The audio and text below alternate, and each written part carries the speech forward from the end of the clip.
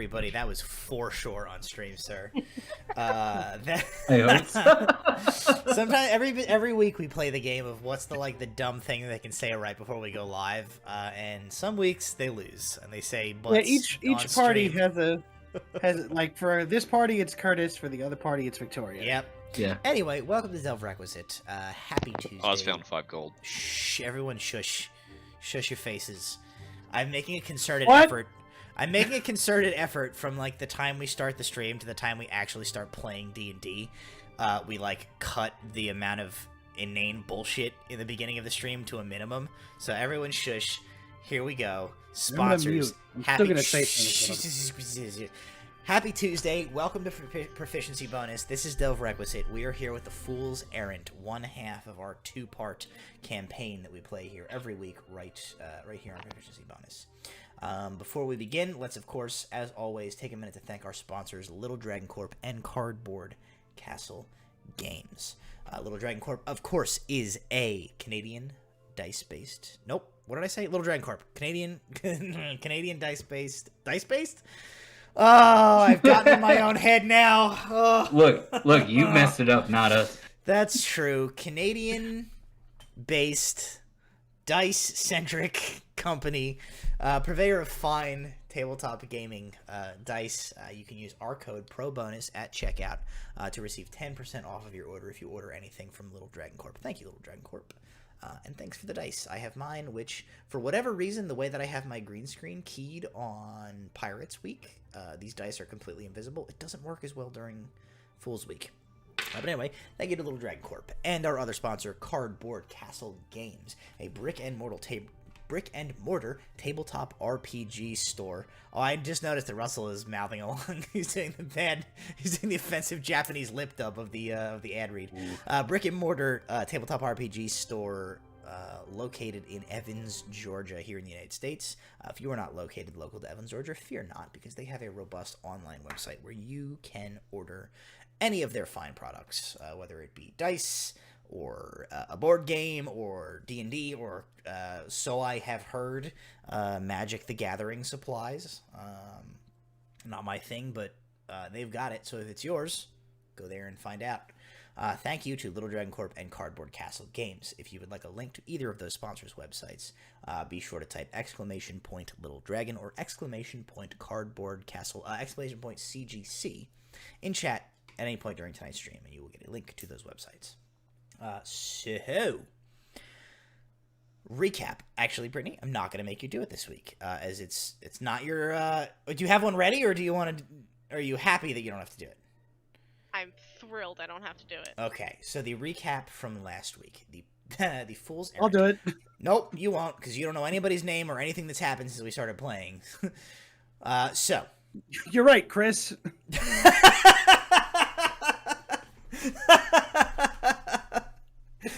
Oh, goodness.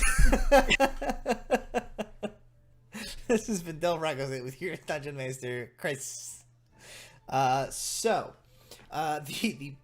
Fool's Errant are in the Mithlindian capital city of Niveria, where they were summoned by their compatriot in unraveling the Brotherhood of Artanis' plots, Tabitha Delker, daughter of the late Cartwright Delker, former Brotherhood member, affiliate, now corpse, who crossed the Brotherhood and was murdered for his trouble. The Lady Tabitha Delker summoned you back to Niveria with a cryptic message that seemed to warn you that something was amiss.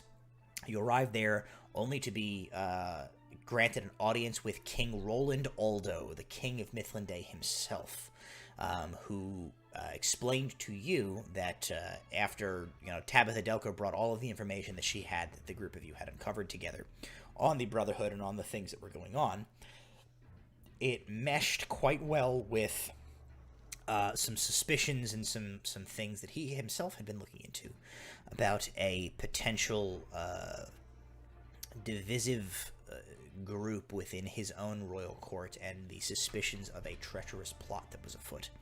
He sent you on an investigation mission to go look into a member of Parliament by the name of Alaman Hernrose. The investigation went Well, until you got to the end of the investigation and discovered that at the end of the trail was an Ignian plot on the city. An Ignian plot that utilized a sabotaging of the teleportation network to begin flooding troops directly into the heart of the city of Niveria.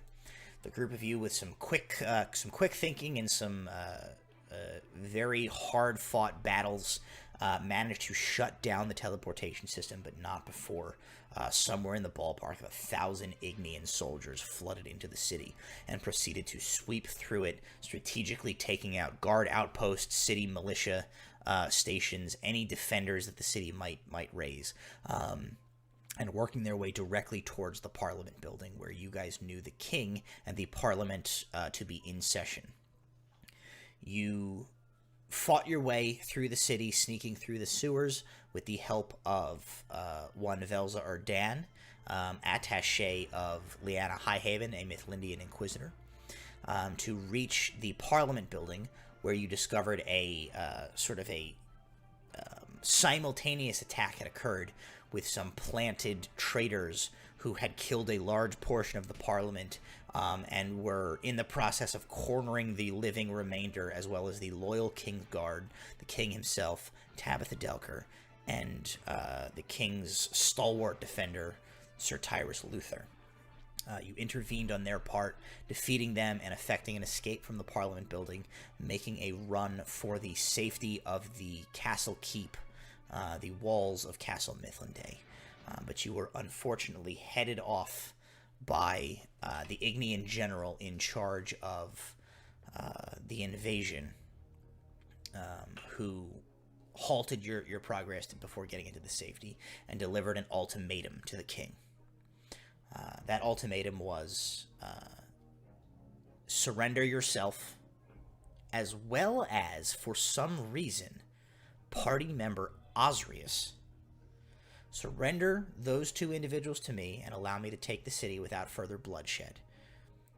Or the Ignian troops within the city, will begin gathering innocent civilians, men, women, children, indiscriminately, will bring them and begin killing them outside the walls of the keep.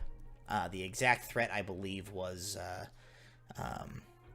I will slaughter your citizenry until their corpses pile high enough for my troops to walk over the walls of your keep. We finished the session as the general gave the party until dawn, or the king rather, until dawn to deliver his answer, allowed the king and the party and those with them to enter into the keep of Castle Mithlinde. And would expect their answer. As a sort of just a bit of a side note to refresh your memories, in case you were curious, I believe at least a couple of you had successfully incited the general, and when Ozrius revealed his clan name of Madrokia to the general, a few of you had intimated that name meant something to the general. You are not sure what specifically, but something.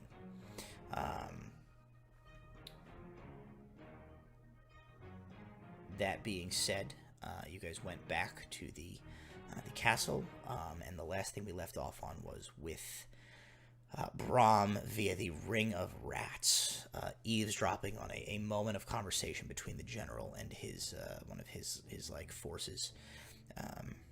This random soldier, commander, lieutenant, whatever, asking the general, will you really kill innocent civilians if he refuses to surrender to you? To which the general replied, basically, failure is not an option. I will do what I must, and I will do what I have said. And it will not be the first time these measures have been necessary. And that is where we ended last week. So, as you guys, as we pick up tonight, we're going to pick up exactly where we left off. You guys are walking back, up the grounds to the Castle Mithlinde. the group of you are there. Tyrus Luther is there with you. Liana Highhaven is there with you. About a dozen members of Parliament are there with you, as well as a few like surviving Kingsguard. And you are heading up, sort of towards the the main gate of the castle. Several of the soldiers who had fortified and held this position close the gate behind you. They follow along, giving you an honor guard up to the main portion of the castle, where the large doors are thrown open and you are escorted inside, only to have the doors closed and barred behind you. The king kind of like leads the procession up sort of towards the front of this long audience chamber that sits in the main hall of Castle Mithlinde. There is a massive like throne there where you get the sense that he sort of like sits and holds court. But for right now, he kind of walks. He begins to head like to the side of it, and he turns back to the group of you, and he says, "I have a great deal to think about, and I must consult with my advisors." He gestures and he says, "The castle and its grounds are yours. I must retire to my chambers." And he turns, and a few of the like nobles within the vicinity that were with you, coming from the parliament, kind of like move with him as he like retreats to the inner chamber, like behind this main chamber. You see a few other of the nobility that had already been like in the castle kind of go in. So his like inner court goes into like a meeting basically in like a chamber behind the main throne room, and the door is closed behind them. So what we're gonna do, how I want to handle this, it's about 3 a.m. at this point. This ordeal of your guys is like carrying late into the night at this point. So it's about 3 a.m. right now. You have until 7 a.m. That is when the deadline is that the king needs to give his answer. As you guys are kind of in this chamber, like people kind of begin to disperse sort of to various places throughout the castle. So Tyrus Luther kind of goes in one direction, Liana Highhaven heads off one way, Tabitha Delker kind of like goes off, and just people sort of move hither and yon.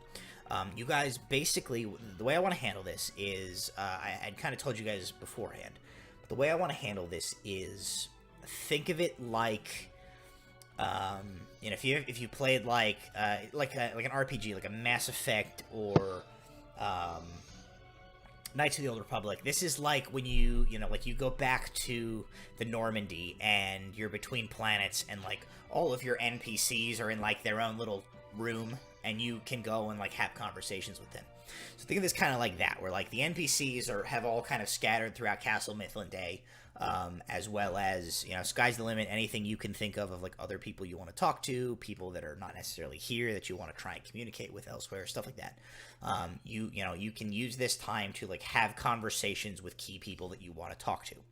However, each like main scene that we play out is going to eat an hour off of your countdown clock. So you have basically 3 a.m., 4 a.m., 5 a.m., 6 a.m. You have 4 like main conversations that can take place between like NPCs that you choose. And then like the 7 a.m. mark, you can maybe do something like short if you decide to. Unless you guys do something or come up with something that like totally shifts gears away from this, don't feel that you're locked into like, well, you have to just talk to people for the session. Like anything that you guys want to come up with, like we'll roll with. But if you're gonna like just go and talk to people, every main conversation you have with like a critical NPC is going to eat like one of your hours until the pre-dawn, until the dawn deadline. So you have to kind of pick and choose like who you're gonna talk to, what you're gonna do. And that includes like having like a big, if you're gonna have like a big meeting amongst yourselves, like that will eat one of your time slots. A little bit of side talk, whatever. That's all what it is. But you basically have, you have 4 like big scenes that you guys can have before you have burned through the time, and it will be dawn and time to have this conversation. So kind of pick and choose carefully of who you want to talk to. There are only 2 things I think Walter is really focused on right now. One is getting a rest, and then the second is I want to fully strip down and itemize that guy's corpse that we have. Get all of his gear separate and all of his items just set aside. He'll to the point where he'll do that himself, trusting the rest of the party to figure stuff out. Because he wants to find that sending stone that he knew this guy had, and anything else that could be relevant for us for later. So that's an off-screen thing. Okay. Just he'll take an hour or 2. I don't care. Sure. To deal with getting this guy fully stripped down and prepped. Just to find that stuff. Hopefully, so it can be useful for the party later. Yeah, that's fine. So. So in terms of wait till later to find what. That's fine. In terms of rest and stuff, you guys are all going to basically we're going to count the the totality of this time you have here from now until whenever you do something that is draws an end to the hanging around and talking. We're going to consider that a short rest. Right? You don't have enough time until before the deadline of this. You only have about 4 hours, so you can't take a long rest. But you will essentially will consider this short rest territory. So you will get that regardless of if you say you don't have to take a chunk of this time to be we're gonna short rest. You will get that over the course of this period. So before any other shit happens, you can take your short rest, spend your hit dice that you want to, whatever, refresh whatever abilities. So that will happen regardless because you guys are not doing anything strenuous. You're just until you tell me otherwise, you're just walking around talking to people. Okay. Yes, that's all I really had that I was focused on. If anybody else has stuff they want to talk to about the other people's or any other scenes. Question, Matt, about the rest mechanics. Yeah.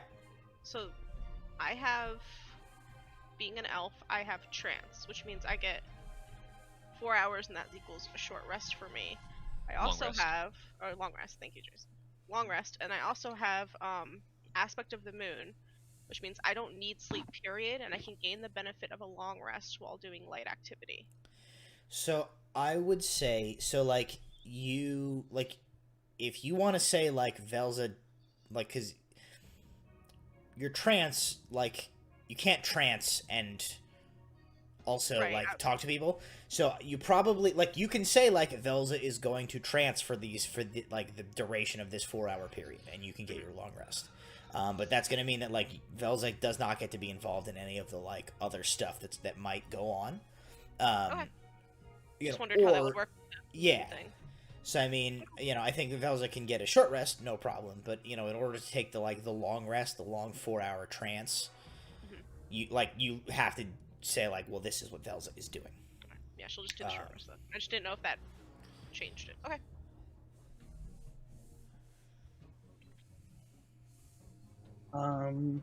At the very least, I would like to talk to Ozrius. Sure. Yeah, Alar would also like to. Before anything else, the only thing Velza wants to do personally, and then she'll do whatever the group wants, is I would look at either Sertyrus or Leanna, or both if they're near each other, and just confirm with them that they trust everyone who went into that chamber with the king. Okay. So what I will say for the sake of this, Ozrius, as the last DM act before I turn control back over to the player who is here, Ozrius, kind of broke off from the main group and has and sort of just Ozrius has no idea what any door in this place leads to, right? You guys have never been in here. So Ozrius just went through a door sort of in the center of the audience chamber here and just walked out of this room. Sertyrus Luther, as the king went into the the chamber behind there. So Tyrus Luther went and sat down, like, kind of beside the big throne in this room, a little bit outside the door. Liana Highhaven went and walked out of a different door than the one that Ozrius did. Tabitha Delker probably is sort of hovering, like she's stayed in this chamber. She's not like with you guys, but she's sort of like hovering around the area that you guys are like hanging around in. There are a few other, like, there's a few Kingsguard, there's a few of those members of Parliament that didn't go in with him. Like, there's a few of them, like, kind of floating around in this chamber, too. You see a few of them go off to, like,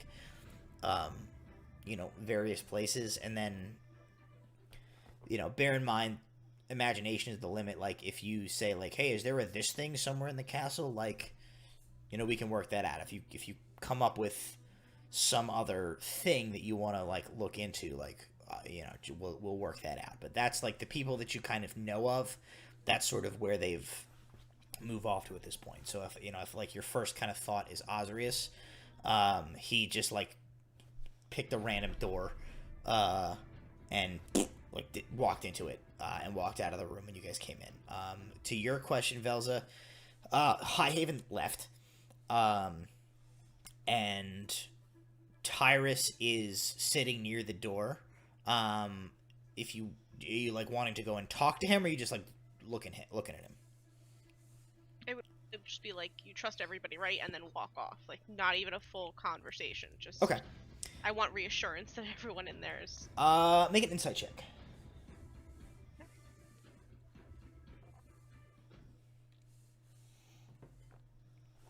19 total.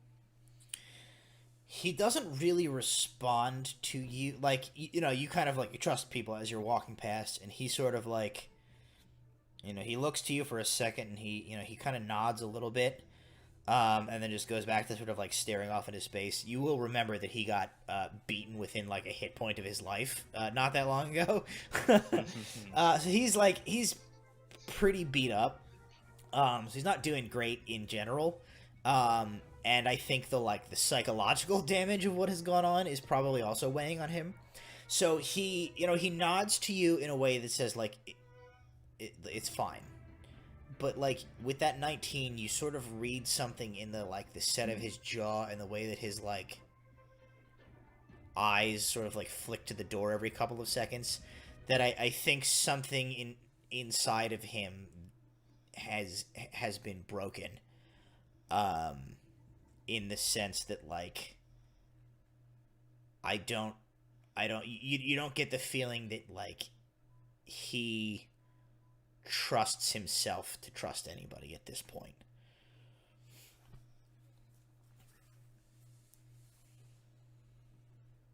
I pat him on the shoulder and I just say, scream loudly if you need us, and I'll go find the room. Okay. So the group of you kind of, like, milling about in this chamber. Belza sort of kind of does like a drive-by on Sir Tyrus, and then comes back to you guys. Sans Ozrius, who has left the room.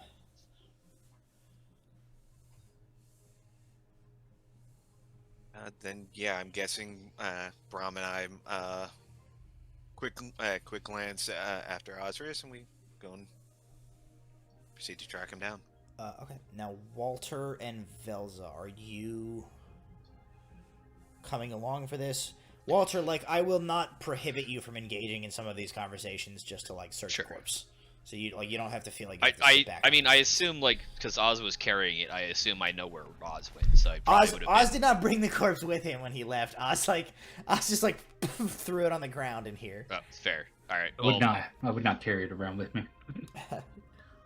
Yeah. Probably, like, after I've got done taking care of what I was taking, I'll, like, find the rest of the group and okay, then let's see what people learned or figure out what people are doing. So let's do this then. We'll probably try to reconvene. You guys head off.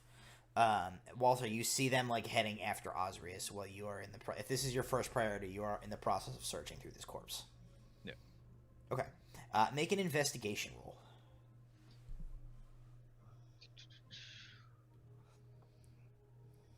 13. Okay, with a 13. Like I fully intend to strip this person of every Sure. every item they have. You do not find that sending stone on this body with a 13. It must have fallen off of him at some point during your mad dash from the apartment building. Like that stone is gone. Like you are positive it is not on his person anywhere. You find no there's literally nothing in his pockets or his anything like that isn't directly related to fighting people, right? So you find Sure. he has standard things that you would expect an adventuring person to find. You find he did have on him a potion of healing, so you find one of those. Like that. You can absolutely take that from him. He was not carrying any money of any sort. He was carrying an assortment of. He has a short sword that he had on him.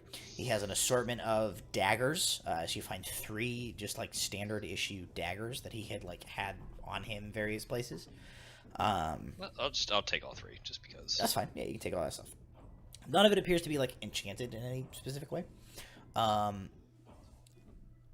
You find on him. I guess in the most literal sense, I think the final with a 13, the only other pertinent thing that I think you get from this search is that as you have specifically stated, you are literally you will strip this guy down if you need to go through him. Yeah. And I think since looking for that sending stone was so important to you and it is gone, I think probably sure you're literally will take his shirt and stuff off and shake him out and try and find it. You don't find the sending stone. What you do find is that his back and the left side of his. This is stage left for viewers at home. Sure. This is my left, but the left side of his torso are covered in these long, very narrow scars. And you find on either wrist there are these sort of long healed just lacerations that circle around his wrists. And go ahead and make me an insight check if you would. It's a 10. Okay, 10 was the mark, so that's actually good enough. The scars that you see on this guy's back, you have seen markings that look like this before. I, the DM, don't actually remember the exact context of this situation, but what I will tell you is there was a time when the group of you in your party together saw Brahm without a shirt. Yes. And yeah, you I do guys recall. saw that Brahm, the scars on this guy look very similar to the scars that are on Brahm's back. That is what you find from the search of this guy. And he had that resin cast necklace from before. I remember having seen that previously. He had the resin, the red feather and the resin cast. Yeah. gem. Oh yes. He does. Yeah. He has that. Yeah. That's on him still. Yeah. I'll probably just take that. That's as fine. Yeah. Just, Fair enough. Just because I don't know what else is relevant at this point, and it's just I'm trying to figure out what I can from this guy. Short of wasting everybody's time with speak with dead, just trying to ask him a bunch of questions. But yeah, so after I don't find it, it's clearly probably gone, and we can't shenaniganize the opponents with it. I'll probably just move on. Okay. Head back to find the group. So if you can see they left the room a minute or two ago, so you can head off after where they went, and I'll announce you into the scene as this plays out. The other 3 of you head out to go after Ozrius, Alar, Brahm, Velza. You go through the door that he went through. Make a what do we call this? Let's just call it a perception check. Make a perception check. 21. 21? 26. 26? 5. 5. So Velza, you're a little distracted by the traumatic series of events tonight, but the others of you guys go into a corridor in which you see not Ozrius, but you do see a kind of like bewildered looking you're not sure what exactly like their role is. They're just sort of like, there's just like a guy in the hallway who looks like he's some sort of steward or something like that. Like he definitely looks like one of the castle servants. Is the only person that you find in this like hallway that you guys enter into. And he was in the process, it looks like, of carrying like a bundle of linens somewhere. And he's just sort of like holding them in his hand. He is like looking this way when you guys like come in, and then he like you hear you, and he comes in. He goes and like looks at you, and he doesn't say anything, but he's just like kind of wide-eyed, like a little stunned, just at everything in general. Big guy went that way. He just goes like, and he points to like maybe 15 feet down the hall from where you guys are. There's like another door on like the it would be like your left side of the hallway.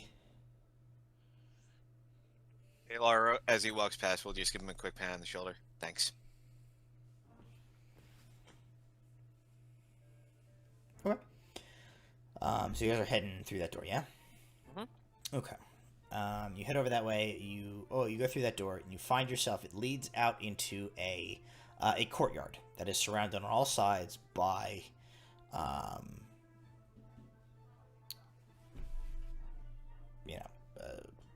other portions of the castle, right? Like it's completely enclosed.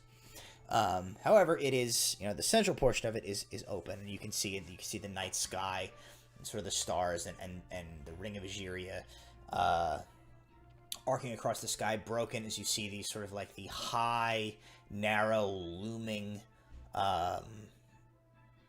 silhouette of the Star Spire, that massive tower that is part of Castle Mithlinde that extends higher than any other point in the castle, up and like bisects the arc of the ring of Egeria in the sky behind it. You just see this sort of like starry field up in the sky. And you see it's just like basically like a little garden with a few little paths and some manicured shrubs and plants and things like that in this space, and just sort of sitting in the grass kind of in the center of this little garden area, just sort of doing whatever it is that that his player is about to tell you that he's doing, but just like in the center of the space is where you find Ozrius. Ozrius at this point is going to be kind of just like looking down, like he has his pouch, and he's just like kind of like has it in his hands, kind of like this, and he's just like kind of gripping it while looking up, then like looking down, and like looking back at it, not really like noticing anything that's going, especially with you guys coming up.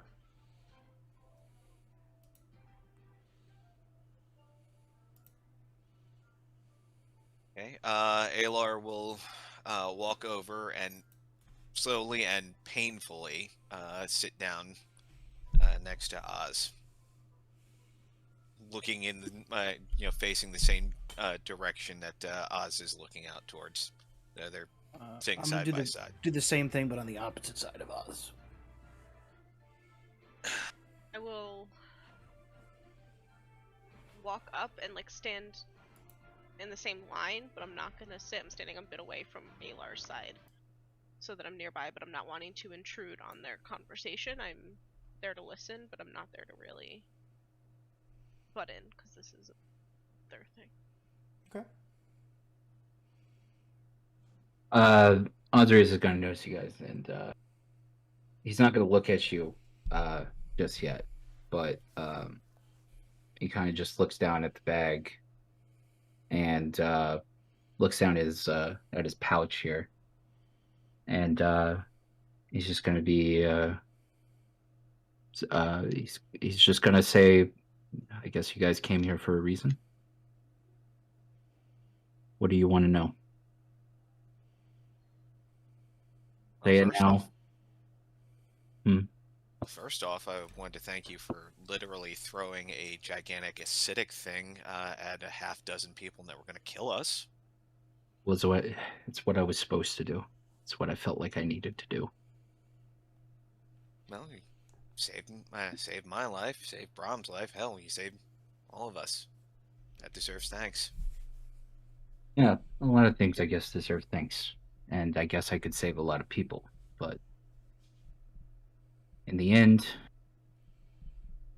can't save everyone now, can I? And he kind of fiddles with his pouch, and kind of like looks up a little bit.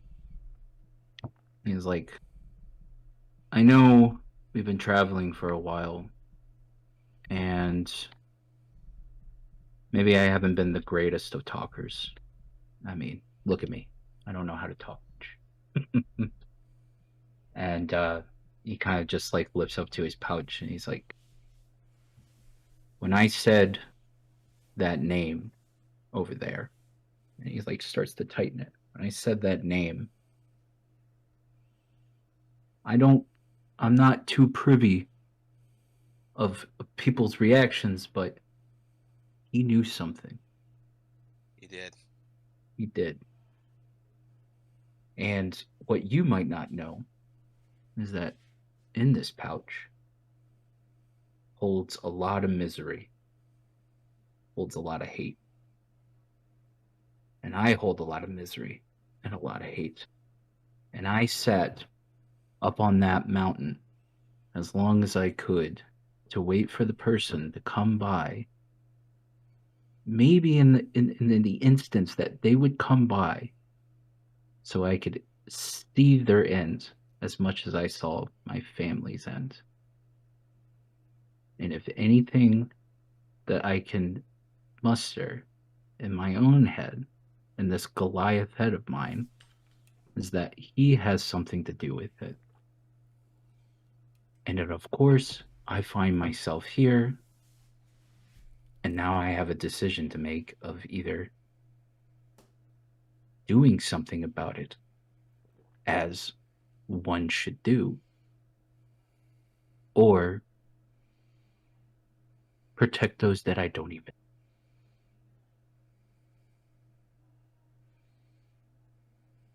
There is nothing more than I want to do right now than to see his body blow to a bloody mist. But yet, I can't. I'm here. I'm with this. And then he like kind of puts his hand to the bag and kind of takes the ash from what you guys have known before and kind of like sprinkles it out as the wind takes it. He's like, that's all this is, isn't it? Just a family in a pouch. A family that I've been keeping around with me this entire time, waiting for this moment to find somebody that might know something. And if I have any bit of instinct, I can bet that not only was they were involved, that they might be the one that actually did it.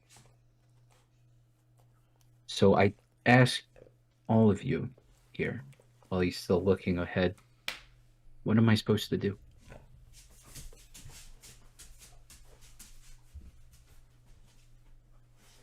This doesn't matter to me. All of this does not matter to me. You can take your kings, you can take your queens, you can take all of the royalties in this godforsaken land and throw it in my face and say that I will face certain death, but I do not care. None of this matters. The only thing that I knew that mattered was finding out who did this. And now that I'm faced with it, I can't do it.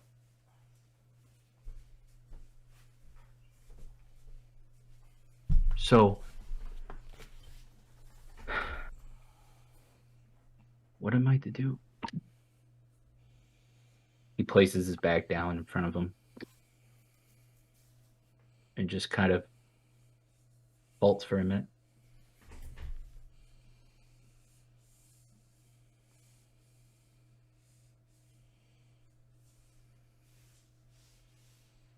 I don't think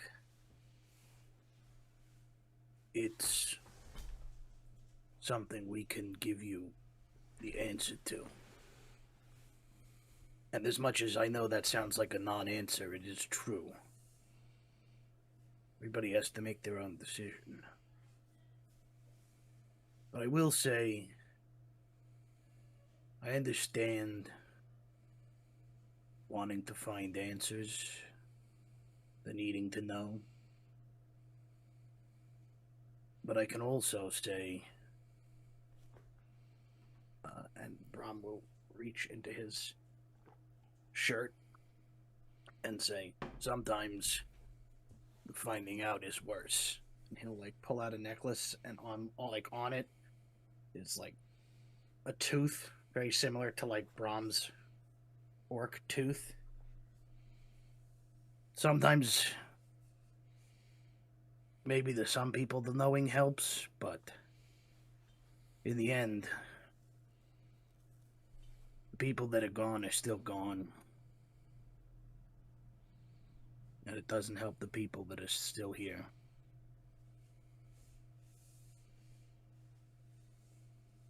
At this point in time, it's going to be the first time that you see Ozrius start to tear slightly, like very slightly.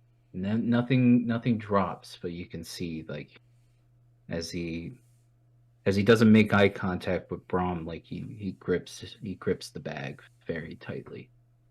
He squeezes it. You can see that his hands, like from the gray skin that you see, start to turn like this alabaster kind of white from the grip that he's giving to the bag. And he's going to give a moment, and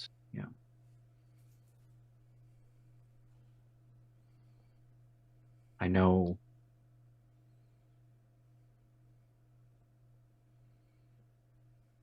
been traveling for so long. It's just I always thought I would know what to do when the time finally came. Those moments of a real meaning. And now that I'm faced with it, things change. And he looks to all of you and he's like, I don't want to hurt anyone. I don't want to hurt anyone that doesn't deserve it. And so, if I don't go with them, what does that mean for all of you? What does that mean for this? I might not care about their politics, but I care about the people. I care about innocence. Nobody deserves that. And that's what that general's counting on. That he's has all the empathy and caring of a millstone. It doesn't matter what's placed in front of the millstone. It just grinds. He's been given a task and given orders, and one way or the other, he's going to follow those orders. What worries me is he'll follow those orders. He'll follow any other order that comes after that. Okay? You give yourself up for whatever he's going to decide to do with or to you. King surrenders the city. Next order that comes through. Make an example of the city of Niveria. Put, I don't know, quarter of the city to the sword? He's not even gonna blink. He's just gonna give the order. He's I like, yeah. I don't envy what Aldo had to contemplate. But that old elf out there, he scares me on a level that I was only scared once before like that.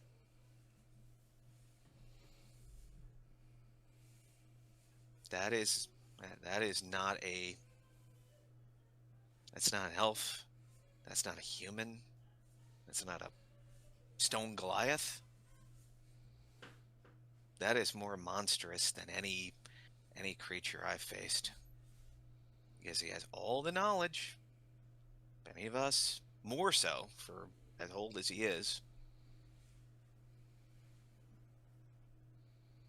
But none of the heart. And he knows than we do.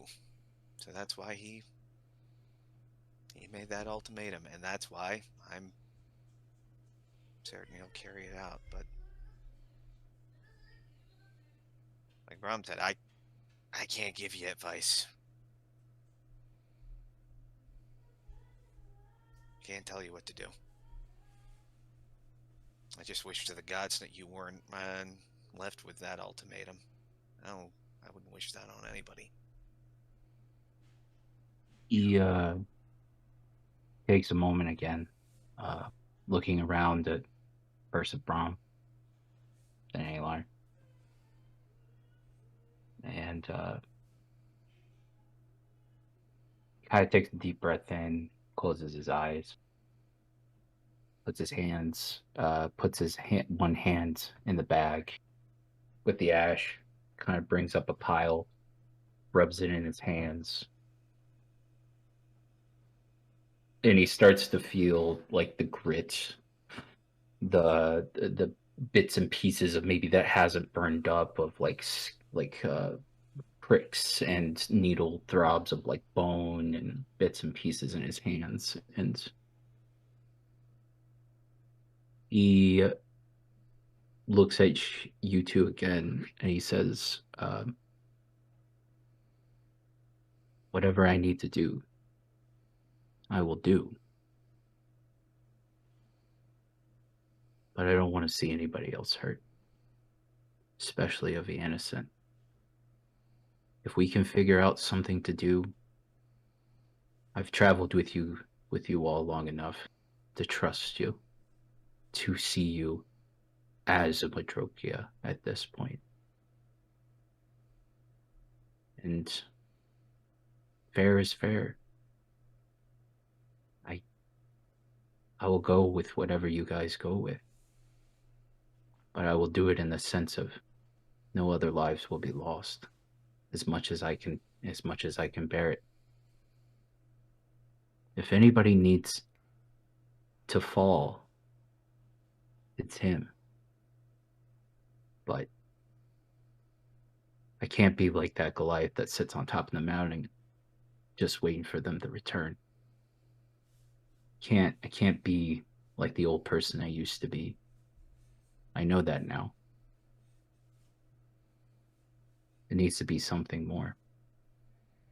So whatever that may be, it's going to be.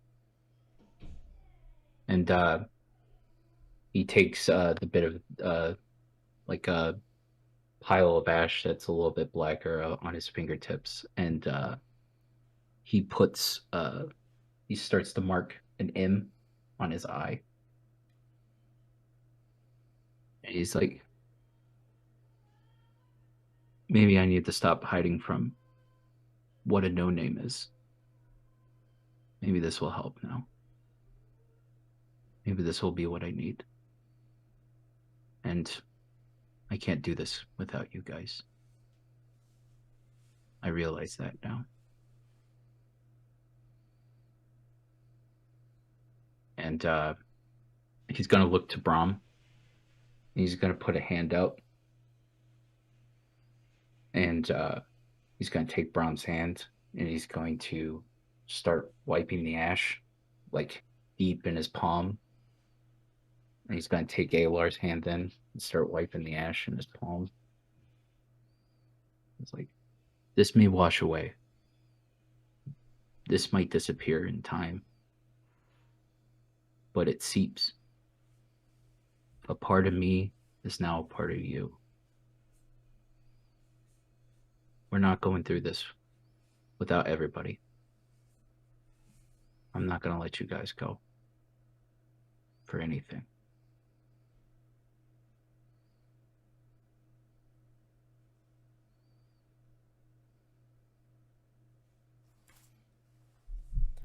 Takes a deep breath and kind of looks up again. So I guess we should figure out what to do, huh? One way or another.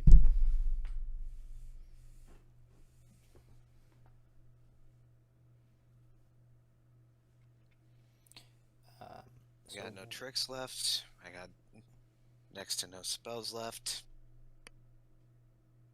I'm beat to hell and we're cornered. What do you got, Punch an Ignian in the dick. Walter, you probably like enter into this courtyard, having been directed by the same sort of like vaguely dazed, shell-shocked looking servant. You're able to you make your way into this, so you can partake in. You see Velza is standing 15-20 feet back from like the three of them, just like sitting on the ground in the middle of this courtyard. I'll probably like go up to Velza and like kind of like stand next to her for a second and just kind of like gesture vaguely at the three sitting on the floor. I imagine try to get like a read on her expression and see like what the general tone is before anything else. You definitely heard all of that, Velza, so you're privy to the conversation that just took place. I'll look at Walter and I'll just say, he's a good man, Goliath. Whatever. He's willing to do what it takes to protect the innocence of the city. But that man out there knew something about the death of his family, and he wants revenge too. He doesn't know what to do. He doesn't want to do it without you guys. And I didn't want to interrupt. So I will be over here, and if you guys need me, you tell me. I will do any stupid plan. I will pull any trick I can to get all of you and him what you want. I'm loyal to Highhaven and I'm loyal to the king, but running around with you guys for... God, how long has it been? She just shakes her head looking very tired. And like just 9 hours? 4 days, 5 hours, Nah, 17 minutes. It's been like 9 hours. Time is an illusion. She'll just kind of smile and say, I'm exhausted. How long have you two been lawyers? Right. Times I'm exhausted. If we get to rest and I get some tricks back, they're at your disposal. I know what I signed up for and I know what is expected of me here. Gotcha. And I just step farther away now that Walter's there. I'll like kind of like clap her on the shoulder, like understanding, and then just move forward. And I'm gonna dismiss my regular Walter disguise, so I'm full spooky eyes visage. Sure. And I'll go to Oz and I'll say, I can't imagine what I wouldn't do if I lost my family. But I think what might help you is perspective. What is the scale of your revenge? What is the scope? What does any of these people's lives mean to you right now?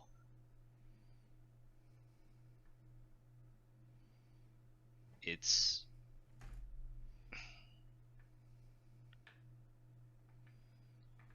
well, like he doesn't have eyes, so he's kind of like socketing off into the middle distance, but it's just like Sure.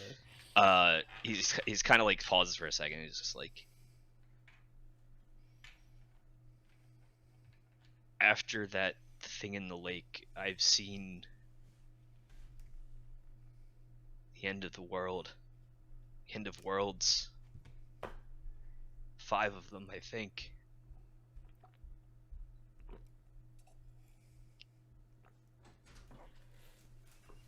And I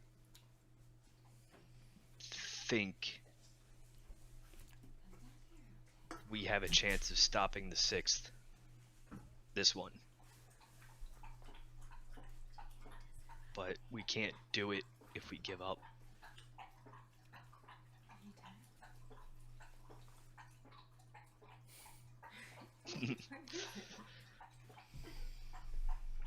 Oh, you're right. So what is revenge worth? What do you have at the end of that? So He takes another deep breath and Walter, you're right. You're absolutely right. Carry around something long enough and eventually you become it. And traveling around with you, all of you, revenge isn't something I think I want eating me alive for the rest of my life, for however long that may be. So,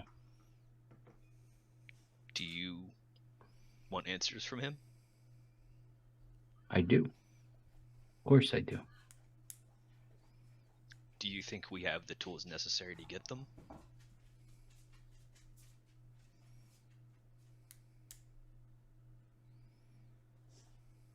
I want to say we do, but it's going to be a hell of a time to do it. Perspective, Oz. It's gonna be a hell of a time either way.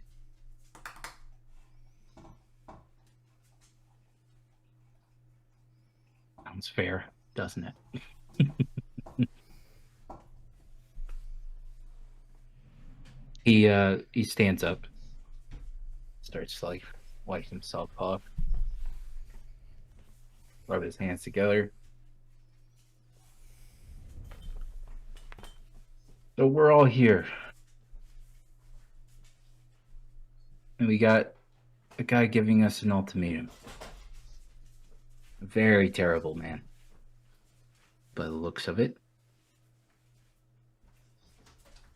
So what is our heads going to... What is our heads going to bring up to do now? We're backed against a wall. What can we possibly do? It's more than just us now. We got a whole city.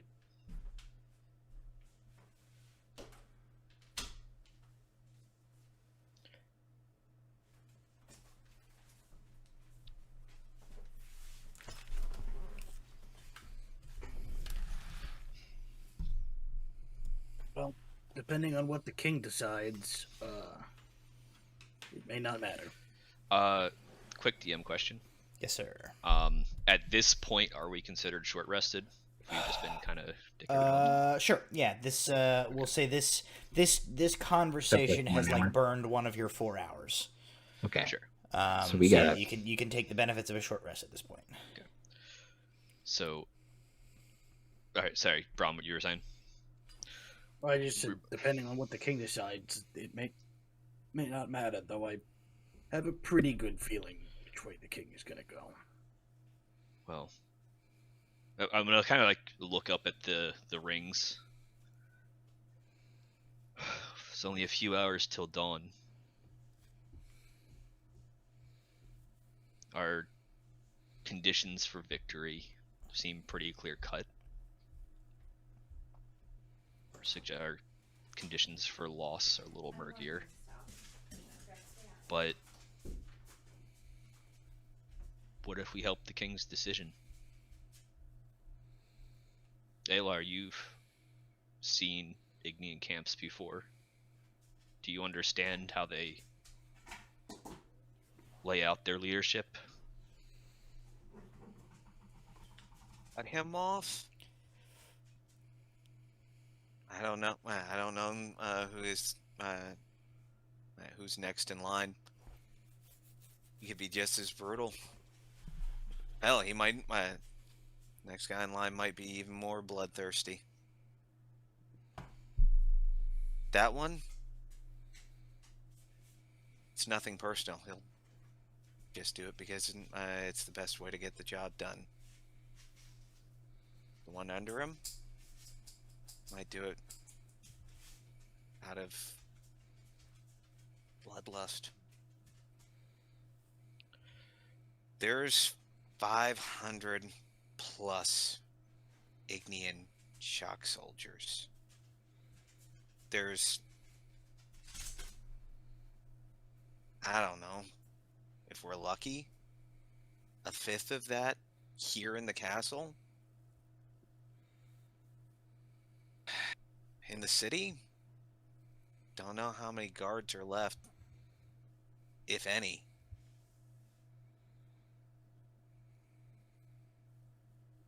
Those soldiers probably trained for this for years, and before that, those are elite soldiers. They are true believers. You heard the one that ran into the field, that spell that you do and that drains your strength away and kills you. He charged in screaming for the Empire. Most of them are going to do that. A couple here and there might break, but the only people that are more zealous would be the Order of the Radiant Dawn.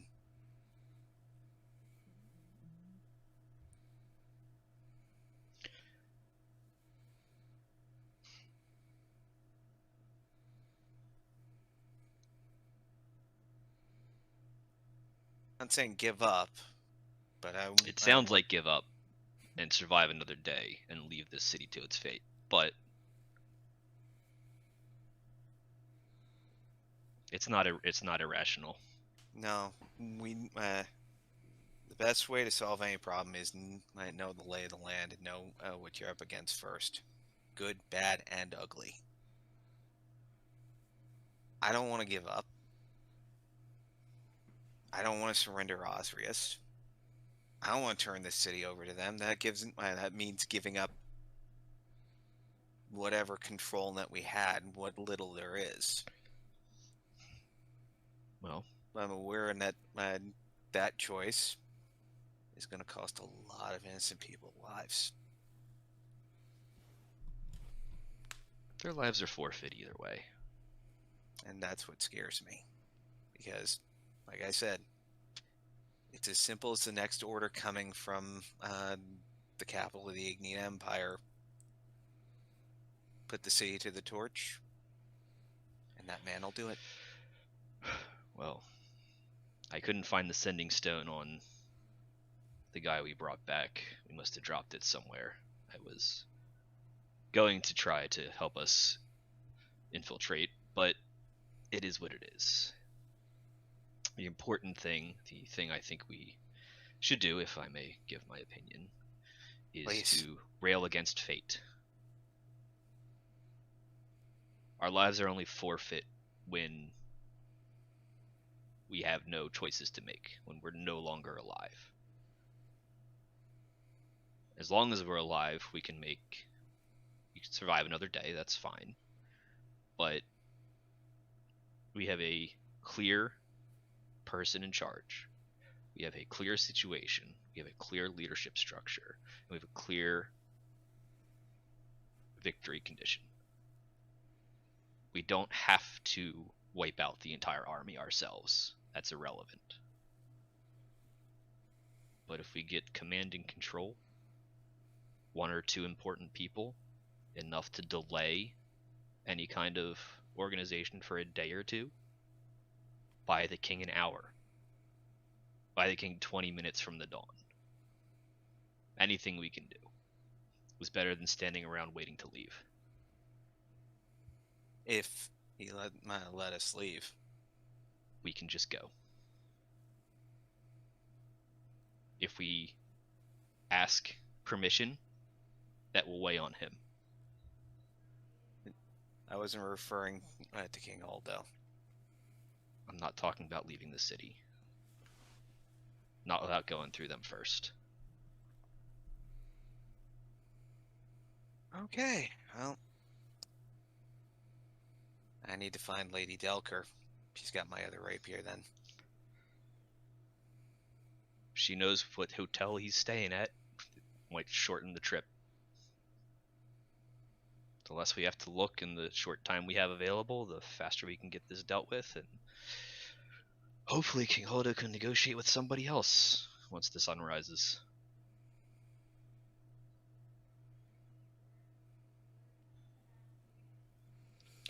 All right, You said so- that we were able to be technically taking a short rest, right? Yeah, so you guys got a short rest at this point. So any hit dice you want to roll, any spells that refresh on that short rest come back at this point. During the conversation, at some point Brom will have like mindlessly pulled out the Bandor and been providing some theme music for the conversation. So, Sure. but mechanically, It's Song of Rest. that's the Song of Rest. It's only get a a second song level rest. rest feature. I know it's new. Yeah. Yeah. Okay, Everybody song. gets an extra D8 if they're doing. Yeah, Song if of you Rest, roll, that's- roll hit dice to get some health back. You can add an extra 1d8 healing to your pool. Okay, so that conversation sort of amongst yourselves and with Ozrius will count as one of your your blocks here. You have like 3 remaining sort of main conversations you guys can have with anybody that you would like during this time, or based on sort of the direction of that conversation. At any point you can choose to like do something wily, do something rowdy. Alar's going to that's ask sort of where we're at. forbearance of 1 hour. He wants to see about reconjuring Scooter. We need all the assets we can get, and unfortunately, it's a ritual spell, so he will seek out Lady Delker, since she's been in the castle for a while, and ask her help in finding a brazier and a small list of supplies. I think what we'll do unless you are intending to like execute a conversation with Delker during this situation. Kinda, yeah. Okay, all right. Then in that case, that's fine. Because otherwise, I was gonna say like we'll say like a servant can help you do that, and we'll like put Alar off to the side because I didn't want to like lock folks out of talking to her. Unless someone else wants to speak with her as well. Or you guys can like go with Alar while he's doing this ritual. Like, I mean, like with the direction that kind of was going, I think Walter's kind of the mind of like finding the people that can help us like narrow down where we think this guy is and try to get there as fast as possible to just Okay. cause chaos and then run away. We don't have to definitely kill off everybody, but we can try to cause a little chaos before we before we kick it. so all right. So basically, we're entering into the 4 a.m. hour here. Alar wants to go talk to Lady Delker, and like kind of grab some odds and ends and things, and he's gonna do his ritual. Anybody who wants to go with him can. Anybody that wants to go elsewhere, like, can go elsewhere, but based on our sort of like mechanics of this, if you guys choose to like split up into 2 groups and have like 2 main element conversations with 2 like big NPCs, probably we're gonna burn like 2 of your Like 2 hours over hours? the course of this thing. I'd like to only burn one. I think probably Walter would go with Alar just trying to find Delker because I think she's got a good lay of the land, and would probably likely know I the think kind of information he's looking for. I'm not sure she would. If anybody has any knowledge of the location of where that Ignian general might be quartered, it might be High Haven, since she was involved in the fighting. That's fair. That's what I was gonna say. But I do need to talk to her at some point. But I didn't want to burn an hour on the group's time. Yeah, so I mean, Walter would go toward, in that case, Walter would probably go towards High Haven as well, but just like, I mean, you still have like you can split the group up here and do these 2 conversations, and you still have time to do like other shenanigans if you want to. That's no problem. What are you gonna do? I just want to have that last hour before dawn to be the shenanigans. Sure. Because I want to like deal with this before the king has to deal with it. Braum is probably going to stay in the garden and just continue playing, as Braum doesn't particularly have anything he feels he needs or wants to do. Okay. All right. So, in that case, Walter and Velza are going to seek out Liana Highhaven. Alar is seeking out Tabitha Delker, and what is Ozrius going to do? I'll hang out with Braum. Okay. Alrighty, then let us, Braum and Ozrius, like, do you guys want to have, like, additional bro talk here, or are you guys more or less saying, like, we'll be out of these scenes for this next bit? Like, at least Braum doesn't have anything to say. It's just Braum's gonna. Yeah. Okay. All right, then we'll focus Braum on and the Oz will enjoy the. Yeah, because I'm not gonna go looking for vengeance right now. It's like that's what I want. Yeah. And they are Fair enough. Okay. Yeah, that's what I right. want to do. But then let's do Alar first. Then, Alar, it is easy enough. You locate Tabitha Delker. She's still hanging out, kind of in that main, audience chamber. So it's easy enough for you to like return as the group of you kind of come back, and she catches your eye as you come over, and you're able to approach her, and she just sort of looks at you like, clearly waiting, like, okay, what's going on? Like, what's the deal? Tell me what's up. I was wondering, Lady Delker, if you'd be so kind. I need to locate a few supplies in a fairly certain here in the castle, and you've been here for quite some time. I'm looking for a brass brazier and a couple of components for casting the spell Find Familiar. She says, while I'm not familiar with casting of magics, I'm certain we can find a brazier, and if you tell me what the components you need are, I can, at least with enough familiarity of the staff, probably find them if they're on the premises. So I would be happy to help you with that. Thank you. Please lead on. Okay, so we'll sort of like hand wave over the you guys for 15-20 minutes, kind of wander around, getting the things that you need, and or getting like somebody to bring them to you. You can easily enough gain the components you need for this. You can like begin the process of your sort of your ritual,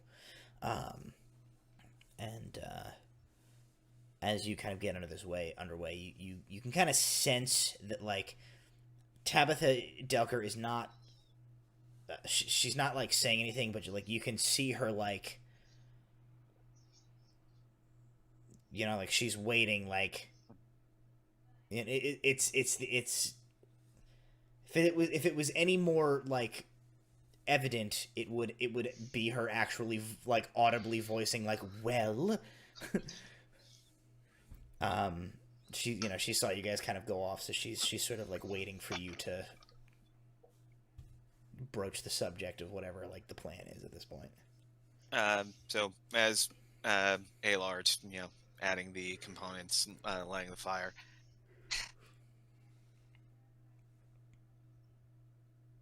Going to need my familiar's help, because we're going to need another set of eyes. We're going to live up to our charter's name one more time, I think. She says, I don't know what that means. We're going to be foolish. I see. There are many a number of ways in which one could be foolish. Do you wish to enlighten me on the nature of your foolishness? In this particular sense, hopefully successful assassination of an Ignian general. She frowns and she says, to what end?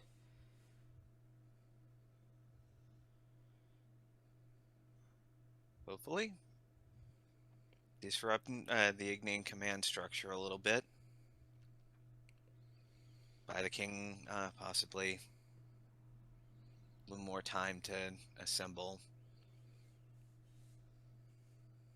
defenses, secure aid. You have...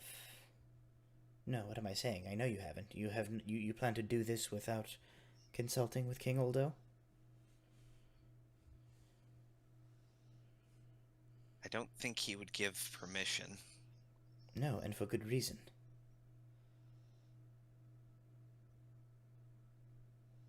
She kind of like gathers herself for a minute and she says,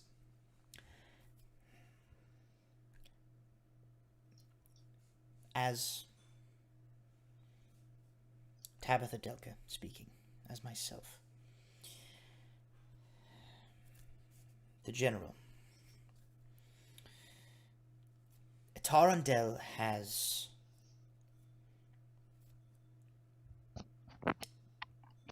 put us in a situation, put King Oldo in a situation where he is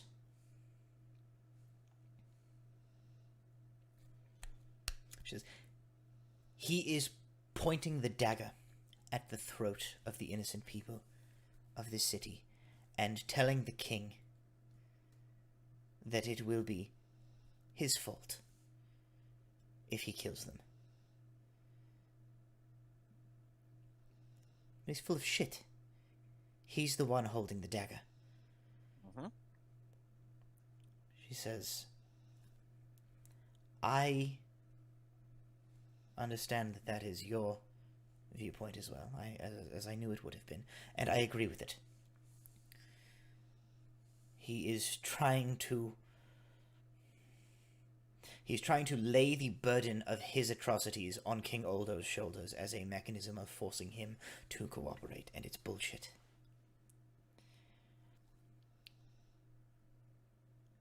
With you so far. She says, however, he is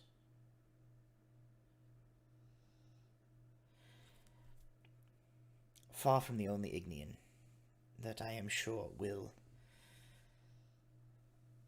especially knowing that that is the play that he has made, choose to enact that plan. You can kill him, perhaps, but even if you succeed, and likely kill yourself in the process,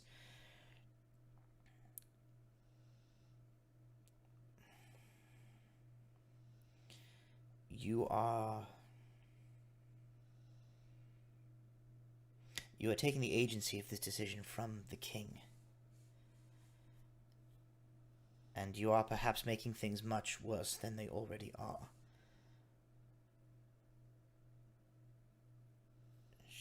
She kind of scratches her head a little bit, and she says, This is more complicated than I am used to dealing with, but we are all trying to choose from the least bad of all of the bad options.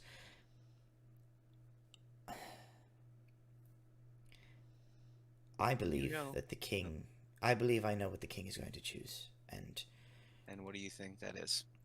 She says, I believe he's going to sacrifice himself for his people. And I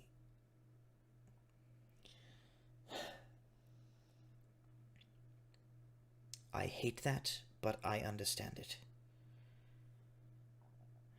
I think She kind of looks at you and she says, I also hate your plan and I understand it.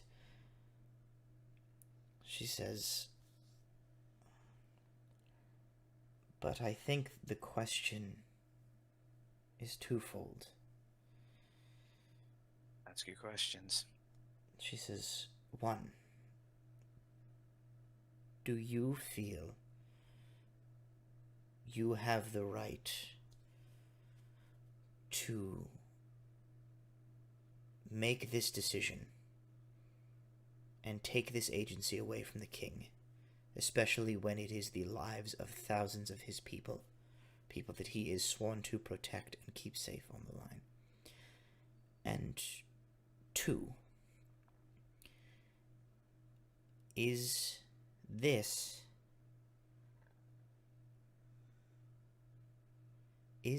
the big picture?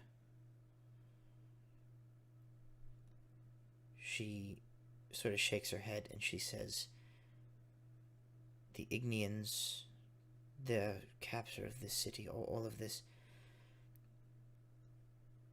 we all started this journey because there is a group behind all of this, pulling the strings for none of us know what purpose. If you or I or the king, if any of us throw our lives away here to make a point or to attempt to stop something here, what happens to the big picture? And she just shakes her head. She says, I don't know the answers to any of these things, and I'm not claiming to. I just... You I'm raise just some- listing the bad options that we have at our feet. You raise good points. And all I've seen are bad choices. That general, I worry about who's above him. Who's giving the orders? The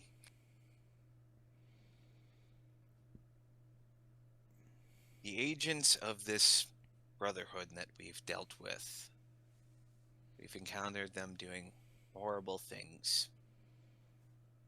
Killing people. Left, right, center.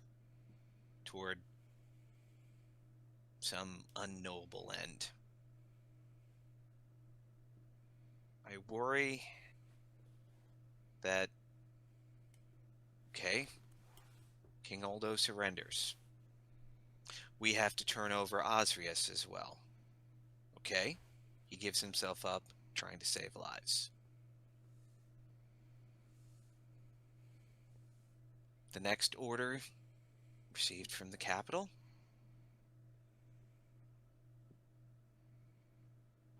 Kill half the people in the city, as an example. You think that general's going to do much more than blink before turning around and giving that order? I'm well aware that those are Ignian shock troops. That they will fight to the last soldier. That they will make pulling them out of this city as bloody and as painful as pulling out a barb.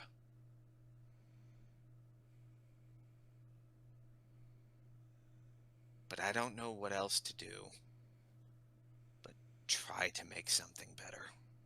And the best end I can think of is to do something while I still have a choice. She kind of takes all of this in and she listens and she says, I would never pretend to know better than any of you, and I don't think there is truly a right answer here. The only thing that The only thing that I would say is that I think whatever it is that the Fool's Errand decide to do, you should at least discuss it with the king first. Alar will finish the spell. Scooter the Celestial Weasel will appear. And for the first time in a long few hours, Alar will give a small smile as he picks up his friend.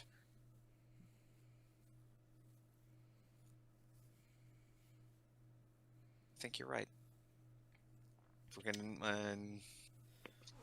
we're going to engage in something this grand level stupid, we are still technically agents of the king. He deserves a report. She kind of nods. Oh, one last thing. Yes. Can I have my other rapier back? She goes, and she, like, this is the folding one, right? Yes. Yeah, she goes, like, says, yes. And she sort of, like, flicks her wrist, and from within, like, sort of the frills of her, like, courtly gown, this, like, rapier comes out, and then she, like, folds it back up and hands it to you. Tell you what. We survive this? I figure out how to get a copy. I'll make sure to get one sent to you. She kind of just nods. She just, then let us be sure to survive this. I'd like to. And with that, we'll switch over to Velza and Walter. You guys find Liana Highhaven, as it turns out. It takes you a while to find her. You kind of have to, like, you wander around inside the main keep for a little bit, and eventually you find a servant who, like, tells you, like, oh yeah, she, like, left, and the last I saw her, she was, like, walking across the grounds heading towards the outer wall. And so eventually you guys find her. She is on, like, the parapet of the outer wall overlooking the grand courtyard, where you guys had last left, where you guys entered through, where, the Ignian troops had been gathered. You guys, like, ascend up a staircase up to this, like, the ramparts here, and she's just leaning, like, she's sort of, like, leaning on the battlements, like, looking out, down to below to whatever is, like, going on down there that you guys can't see as you sort of, like, approach up behind her.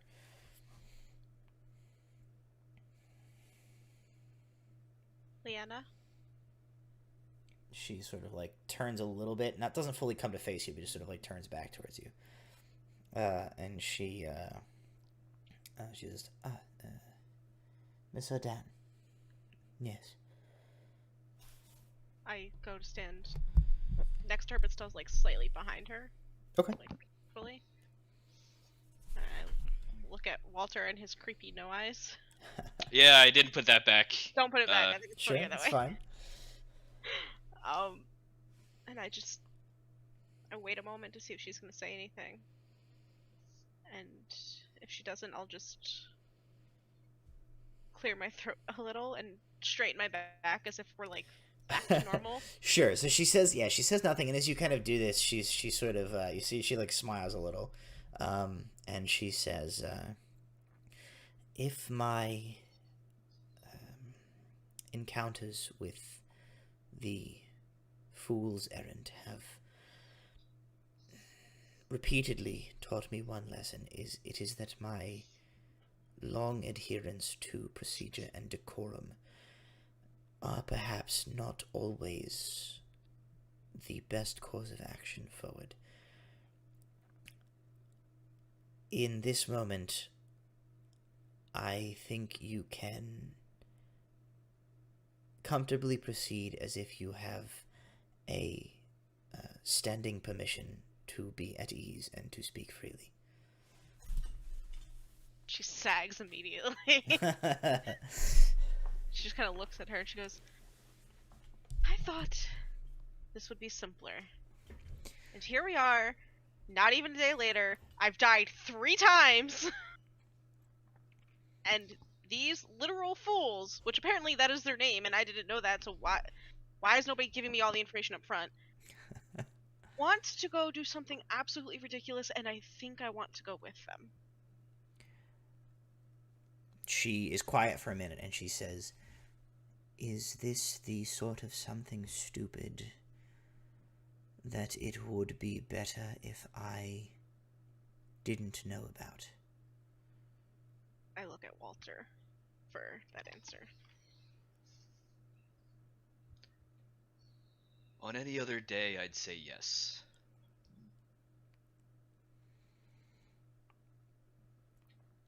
Fair. Especially considering how this could all go. And I look at her again and I say, their friend, the barbarian, big Goliath man, he would, it seems, be willing to give up himself to protect the innocence of the city, but we don't know if him doing that actually would protect them.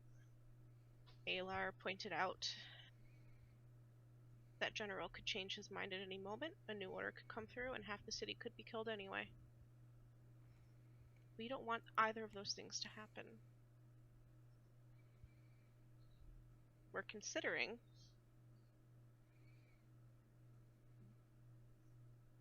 possibly going to the Ignian camp and trying to kill that general and do something about the chain of command to buy the king some time to get further aid, or pull out a magic trick, something, anything to actually protect the city, because right now we have crap options and no real path. And if they go, considering you've loaned me to them, I think it's fair I go too. They will need all the help they can get. She says,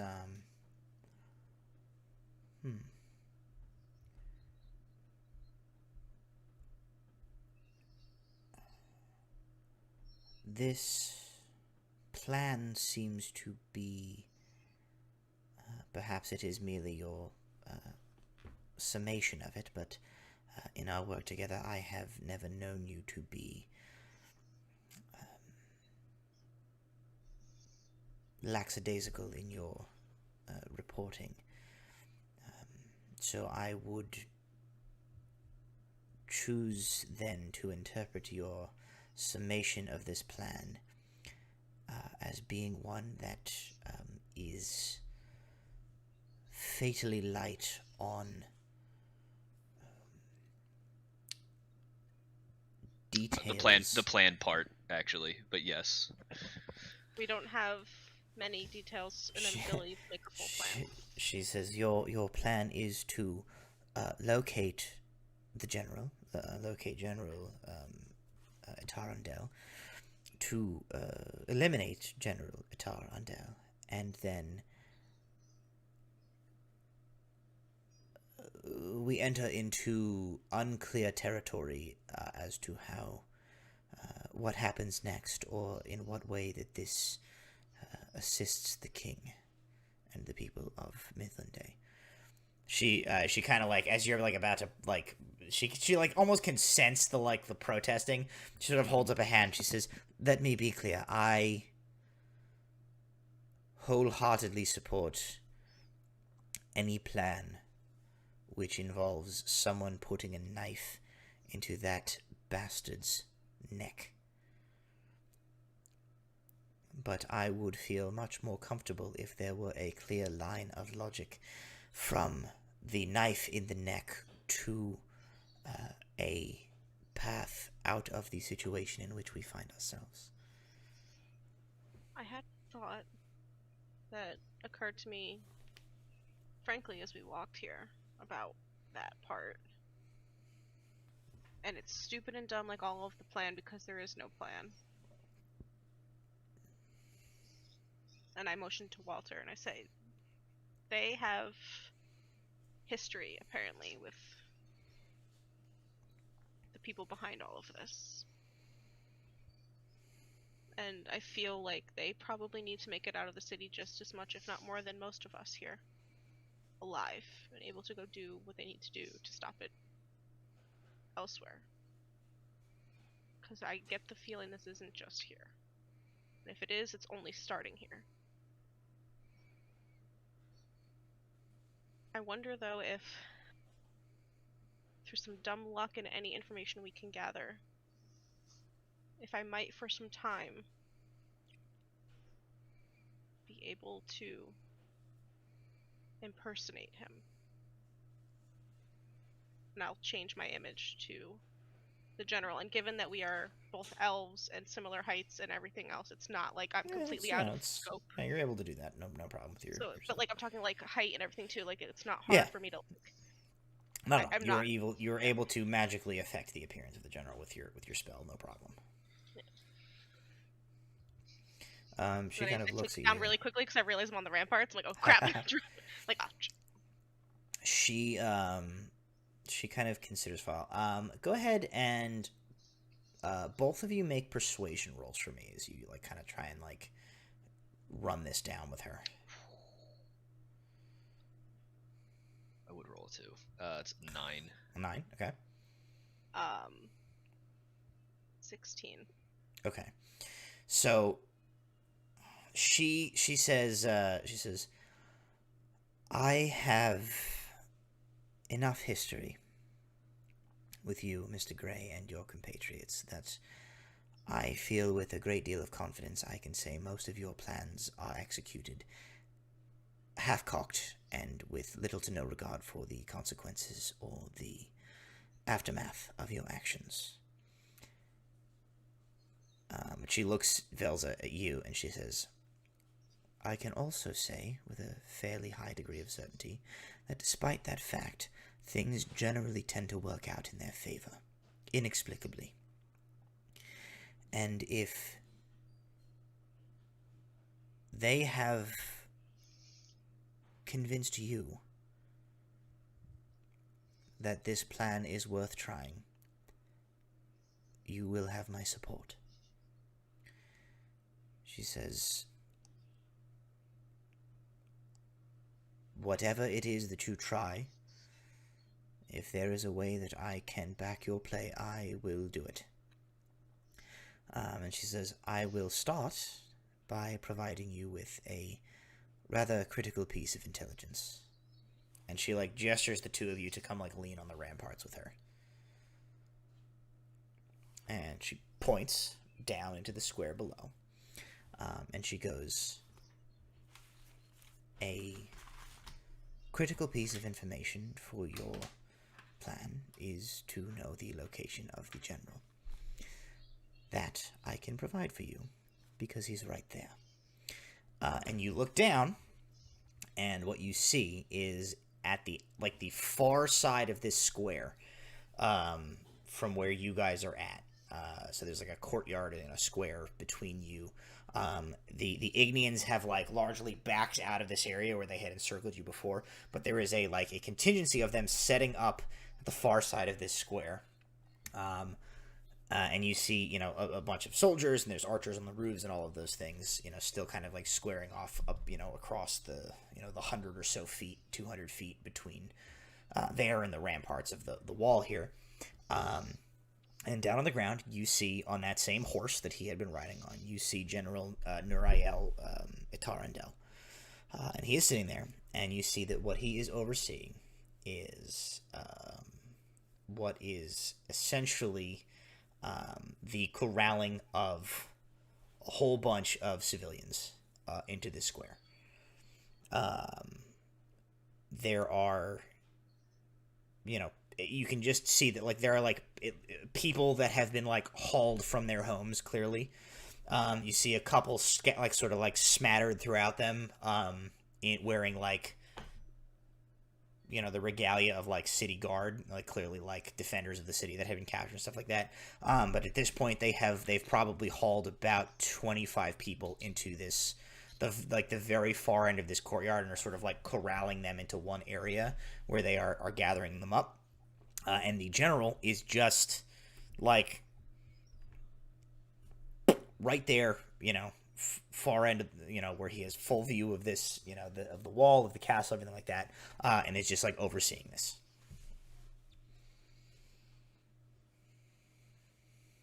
So not somewhere we could kill him quickly, quietly, and I could take his place. Got it. Vel's just She says, is now focusing on the people that they've gathered.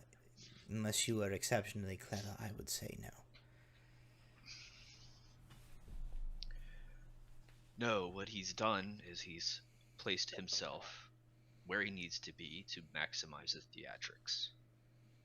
She kind of nods, agreeing with Walter. She says he is, if nothing else, playing his hand fully. This entire thing is a deadly vie to take control of the city. She says he is exactly aware of what he is doing. That they've gone this far, that they've done this so shockingly.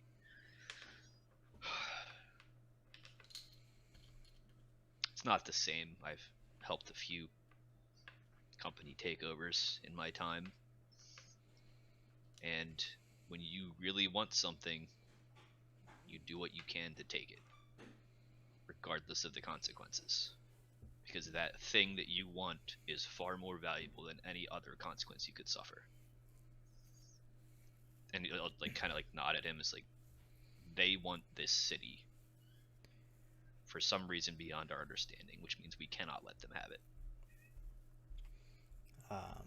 She says, she kind of looks, she sees the moon kind of beginning to dip, and she says, our time ever ticks away. I will let you now continue your conversations and your preparations to do or do not enact this plan, but I think you have asked a very apt question. When someone wants something badly enough, the acquiescence of that goal, I don't think that's what that word means. The acquisition to secure that goal is far greater than any consequence suffered to achieve it. They clearly are willing to sink to levels of depravity and horror that I would not have thought possible of other sentient beings in order to secure this city. She kind of looks at you. She says, it is your desire to kill that general. She says, ask yourselves this question. She says, don't answer me now, but ask yourselves the question, are you willing to pay any price in the pursuit of that goal? And I think she probably kind of pushes up from the battlements and just sort of goes to walk kind of away from you guys at this point. So that is going to cover. That's going to cover the 4 a.m. and 5 a.m. blocks of this. So at this point, High Haven will back any play that you guys come up with. You guys have convinced her to try and assist if she can. Delker, Tabitha Delker is not necessarily in opposition to you guys, but Tabitha Delker isn't necessarily in full support of this. I think Tabitha thinks that you should follow the king's lead and see what he comes up with. And it is now 6 a.m. You guys have about an hour to either have another conversation. I guess at this point, depending on what you want to do, you can have another talk with somebody and still have time to then, if then shenanigans are gonna kick off, we'll sort of like the 7 a.m. mark will be like, here's when things are gonna go down, and you guys can like, if you're gonna do something, like can do it then without like running down the clock. So you guys can have like sort of one more powwow if you so desire.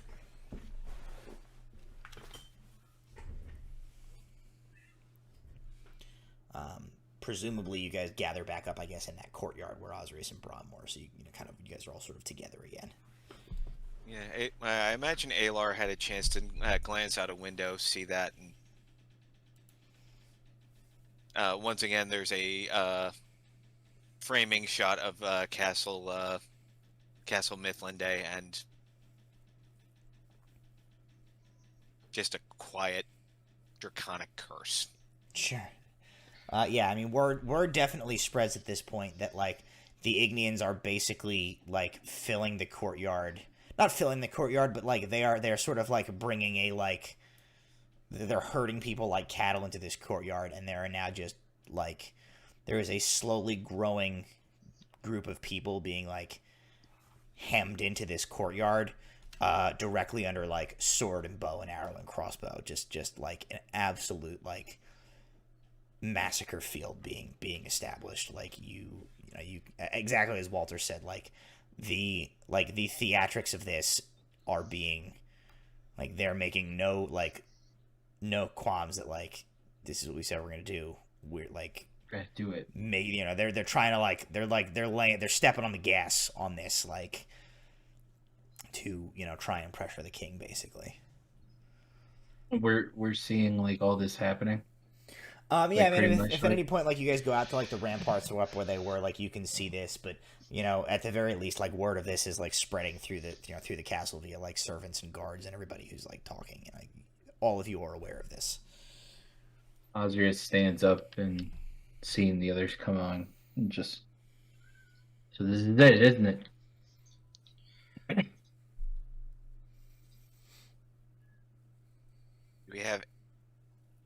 Has anybody come up with any better ideas? Anything that we think is going to change what's about to go down if the king says no? And the only thing is that we go down with the fight.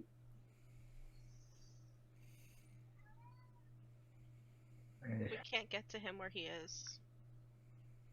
There's children down there. If we strike at him, we'll lose that portion of the city anyway. And I'm sure there's other soldiers throughout the whole city ready to strike if they hear a commotion. There's probably some signal, there's probably some message, something. How far is that courtyard? They're, like, arranging themselves about 200 feet from, like, the closest you can get while still within or on top of the walls. Makes sense. They, they're like, they have arrayed themselves like what would be a fairly safe distance from, like, They're out of easy bow decent, shot. good, like, like a good bow shot could still, like, fire at them, but, they're not, they've pulled themselves back far enough away to not, they don't want to put themselves in immediate danger. And they have, like, a bunch of human shields down there.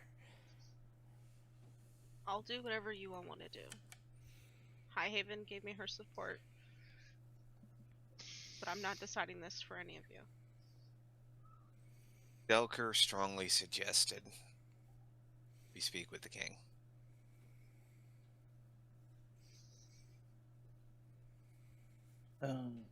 I'll say that while we were, like, sitting here, the only thing that Brahm maybe would have been doing is continuing to do what he was doing before. Rats. Just try to get as many rats as possible. Interesting. Okay. Biggest rat. What are you doing? What are you doing with these rats as you're trying to gather them? Right now, I'm essentially trying to, like, reach out to as many of them to, like, get them in some way of, like, in a perfect world, Brahm would be like, "Go, my rat army!" and it just killed them, like, enough rats to maybe cause a distraction. Sure. Let's say you are able to do that. You have probably let's call it 100 rats at your disposal that are like, most of them are kind of here on the, on the grounds of the castle. You have a few that are kind of like scattered outside, but like we can work that as things kick off. If you can think of a way to like incorporate 100 rats like showing up and doing something, like we'll say you have that in your back pocket right now. So should I add 100 rats to 100 rats? Yeah, add 100 rats to your inventory. At will. Okay. Yeah. So you have that's perfectly fine. You have access. That's to my that. backup plan. Sure. Except I don't have a plan A, so that's I don't like the Plan only R. yeah. Plant rats. the only other thing I could think of is Ozrius kind of says like you go with them and then maybe do what I can, but I might end up just getting killed. But maybe he'll be dead. I had a I have thought. I also had a thought. I almost said the exact same thing. Two light bulbs go off both over. Walter's is head. dark for some reason. It's just Yeah. fucking dark light. What's a light bulb? Don't worry about it. A dancing light Runs goes on, up. runs on above your head. Hoyle. Okay. It runs on Hoyle. Don't worry about Hoyle. it. Okay. What are these thoughts that we have had? Walter, you can go first. Well, I just They also think- had a thought. they think that you were willing to turn yourself in, and that King Aldo was willing to turn himself in. And realistically, you will be walked out front gate with King Aldo to your doom or captivity. But ultimately, it's the same thing. Yeah. If you trust us, we can sneak around behind while that happens. And whatever shenanigans Brahm has, any powers I have access to, as soon as they tip their hand, just unleash hell. I don't see that as a bad idea. But It does require you to be in a very vulnerable position with the king. Yep. Is that something you are willing to do? I'm willing to do anything. Brahm, was that the gist of your thought as well? Similar. My idea was also, which could be a plan B or C or Q or whatever letter we're on right now. He wants the king and Oz. We could make ourselves part of that deal. All 4 of us surrender? Surrender. Sorry, 5. You say. Walter's gonna look up now that it's at pre-dawn hours. Are there any interesting stars that are like flickering weird right now? You about to try to get a wish spell right Make now? a perception No. check. What? Well, I had a memory and or read something recently that is. What kind of 2001 Space Odyssey stuff are you doing right now? How's a 23? With a 23, I'm gonna need you to ask me what it is that you are like getting at here, because I, the DM, do not know. Welcome to my brain. Good luck, everybody else. No, so like Walter's been kind of going through like this like very vivid memories of the super cursedness of experiencing things that may or may not be real. Who knows? Okay. But he keeps remembering Magda, not Magda, no, Maka? Maka, saying to seek the light, like saying and or something to that.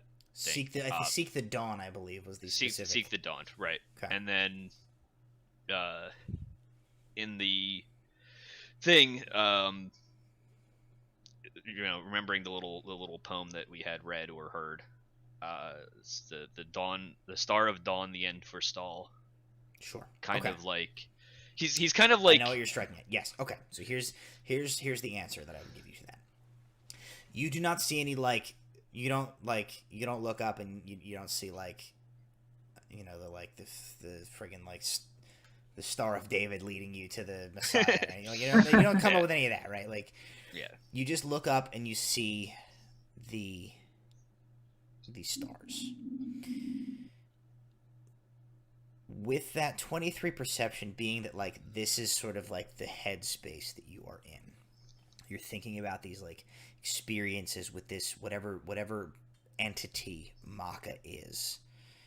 And the experiences, the visions that you have seen through this, the progression of this curse that has been visited upon you. You have seen visions of, based on your descriptions before, visions of what you have taken to be worlds being destroyed. With the 23 perception, thinking about these things, looking back, experiencing these vivid visions and these you have this swirling around your head. You don't see anything in your mind that aha, seek the dawn, or seek the the star of dawn, anything like that. You don't see a star that grants you any sort of mystical insight. However, what you do see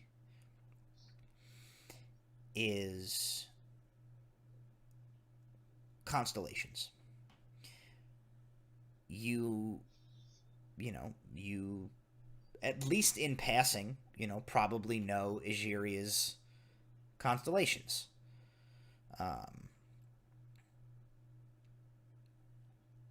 You've looked up at the same night sky your entire life.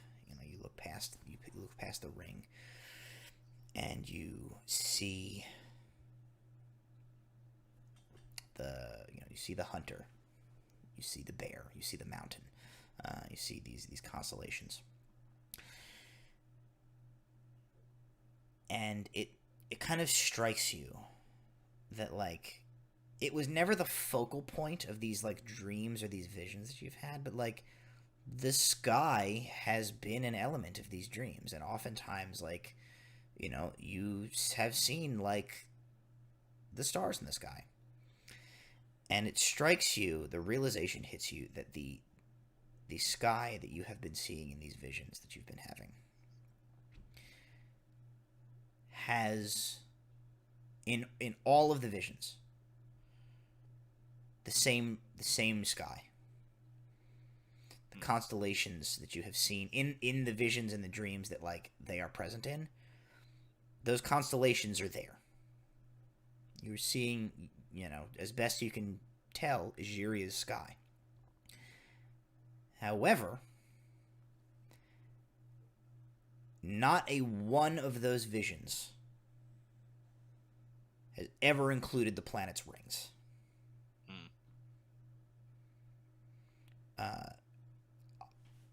I don't know, make whatever assumptions of that you will, but that is what you that is what dawns on you as you make this, this study of the sky while sort of thinking about this in your mind.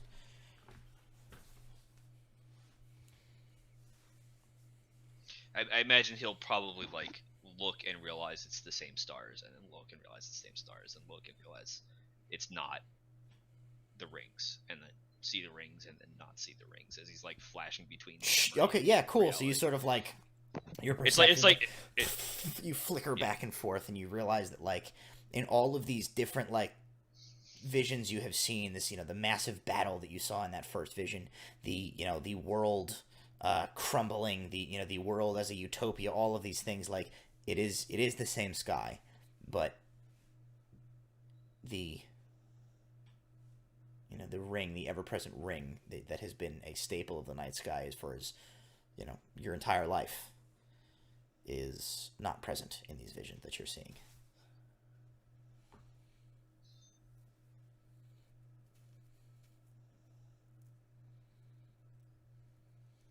I'm gonna as I come to that realization, I'm gonna point to Alar, no, Brahm, and say,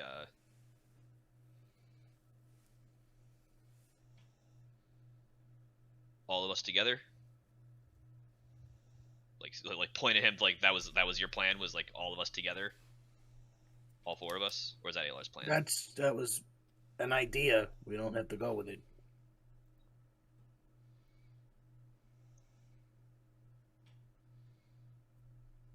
So I think yours might be the better first shot.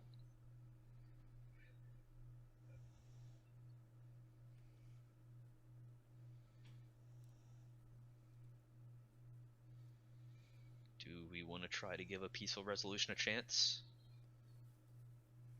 together, and knowing that it could fail, and do what we do?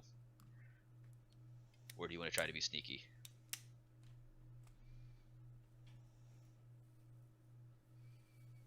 Last I checked, we're remarkably bad at being sneaky. I've lived my life by stealth, but yeah. And it ain't just us. You gotta go through them to leave either way. Not unless Highhaven has a secret teleporter out of here. No? Okay. If she did, do you think we'd all be here still? Half of the Mithlindian army would be through that teleportation, and we'd be coming on the other side. And if it only worked out, they would have moved the king out to a safer spot. Then, together? Yeah. Together. We'll ask to join the king on his trek out. I Okay. agree. And I'm just gonna say this. I'm sorry, Scooter. Tell me what you want me to do, and I will do it. I will be quiet as long as we're quiet, but the second you want me to do anything ridiculous, Walter, you and I are pretty similar. You know what I can do. Just Rail tell me. against fate until your dying breath. Then do it again. Again? So here's how we're gonna play this. Number 1, try not to die. Number 2, You Don't- die, walk it off. don't Fuck it off. don't follow Spooky Eyes McGee's advice over me. Yeah. Okay, Just sag so, steeper. so here's what we're gonna do. We're gonna call that the fourth and final chat time. Right? And time is up now. It is dawn. The king and his court exit the chamber from the back of the the room here. The courtiers sort of file out along the sides. The king himself, King Oldo, comes around and he places himself. He sits in the throne,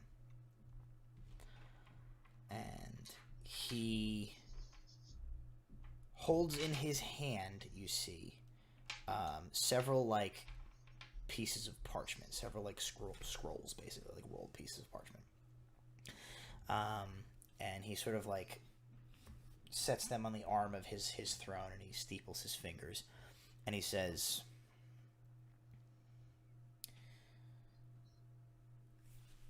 "I have deliberated with the advisors left to me after a night that is perhaps the greatest tragedy in our kingdom's history. And I believe I have come to my conclusion. However, in a turn of events that I do not fully understand, this decision does not fall entirely upon my shoulders, though the fate of my domain and my people rest in the balance." And Oz, he turns and looks right at you. And he says, "Ozrius of the Southern Plains, the general has demanded your surrender as part of his terms. I am master and domain of this kingdom. I am responsible for my people. Their protection and their safety is the sacred duty to which I am bound. However, you are not my subject, and I hold no claim over your person. I have no right to make your decision for you. Before I speak further, I would know your thoughts.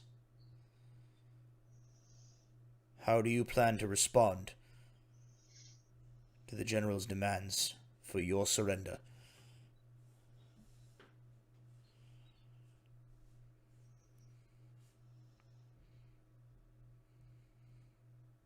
Plan to give myself. He actually. Oh, okay. Go ahead. Go ahead. No. I just say, as you say, I plan to give myself up. He like lets out kind of like a breath, like you can tell he was like worried, but he was, he was not going to, I guess like subvert your autonomy on this decision. But he seems extremely relieved that you seem to have like said like I will surrender with you if that's what like you're gonna do. Yeah. So he like slumps in his chair a little bit and he nods. And he looks to the to the court in general. He says, "Then my decision is made."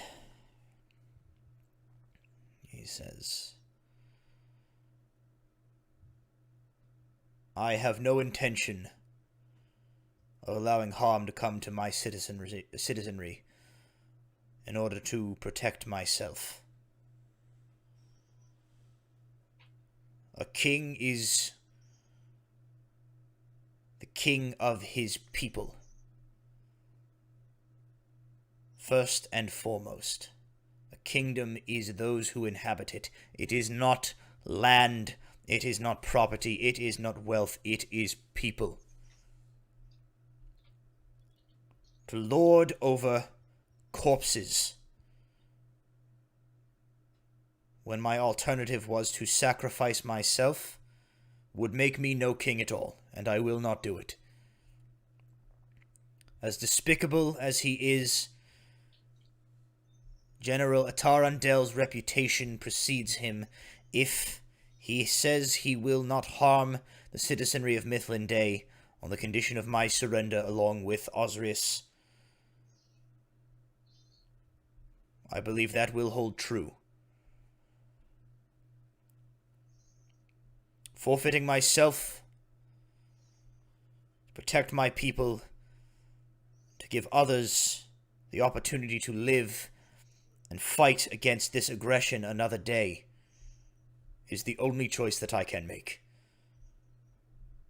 That is my decision." And Sir Tyrus,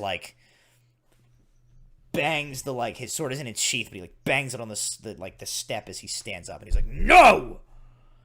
And the king sort of looks to him with a bit of a sad resignation on his face, and Sir Tyrus says, he says, "You are the king.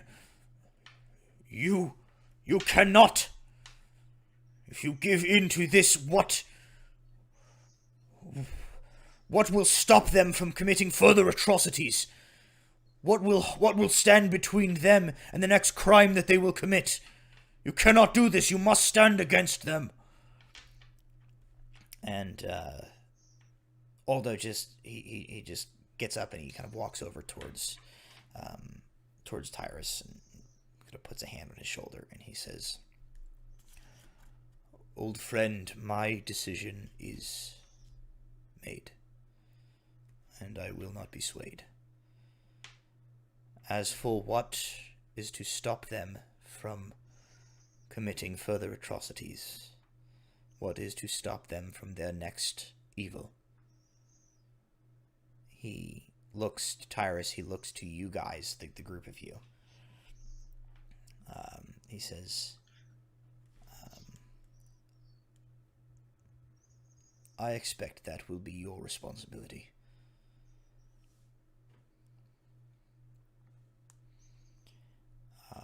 he goes back over to the throne, and he picks up those scrolls that he had. He brings one over, and he hands it to Sir Tyrus. And he says, "Take this. Hide it well. Do not resist them.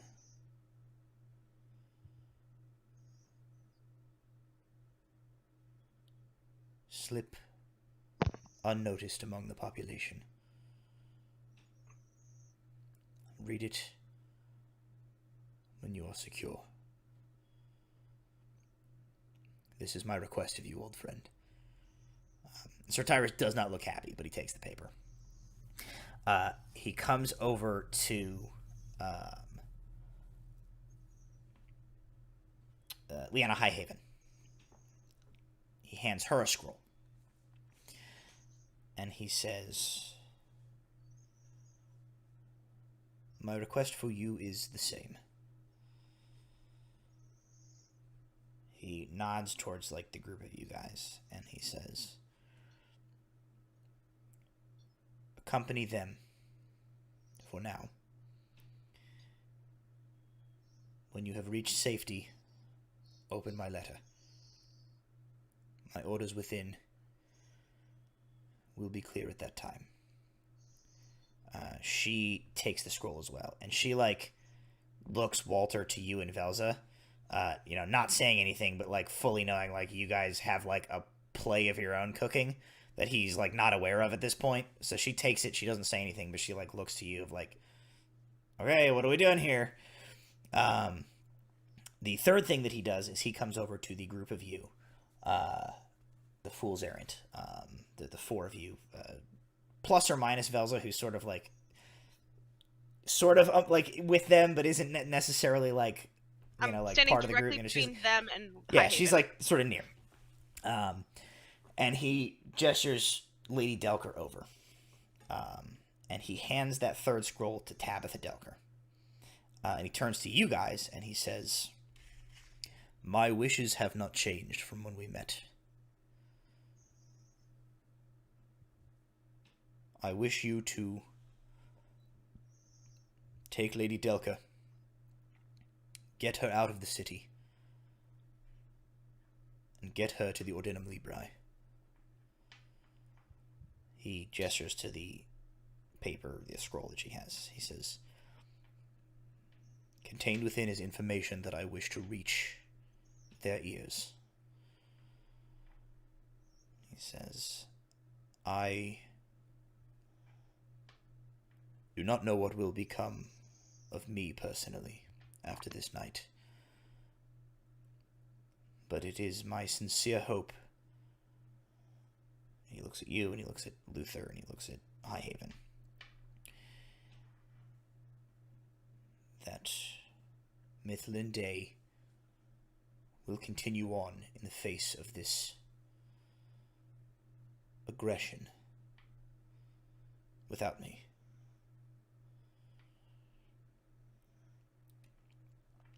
He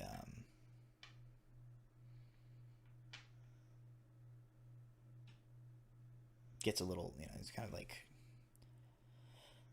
withdrawn for a few moments or two, and then he kind of, like, he nods and gives, he holds a hand, I think, probably up to Sir Tyrus Luther, who, like, definitely had been about to continue protesting, and he holds a hand up that very much says, like, "I know," but, like, the rest of anybody in the chamber, he gives, like, a moment to, like, voice any opinions or anything like that, or like, respond and things like that.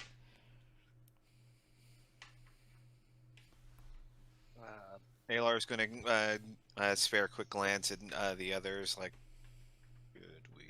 we should probably tell him. So Walter will kind of, like, step up, and I'm still spooky faced. I haven't hidden. That's fine. Terrifying curse. Oldo seems to be, like, taking it more or less in stride. There's definitely some, like, court nobles like in his vicinity that, like, back up several steps as you have almost it's like an invisible radius around you that, like, the faint of heart will seem to be like rebuffed from you. But you step up to him, and he kind of turns to look at you. Our friend, our group member, our long-term traveling companion, and in many ways our family member, is turning himself in alongside you. We ask to at least join you walking out to meet your fates.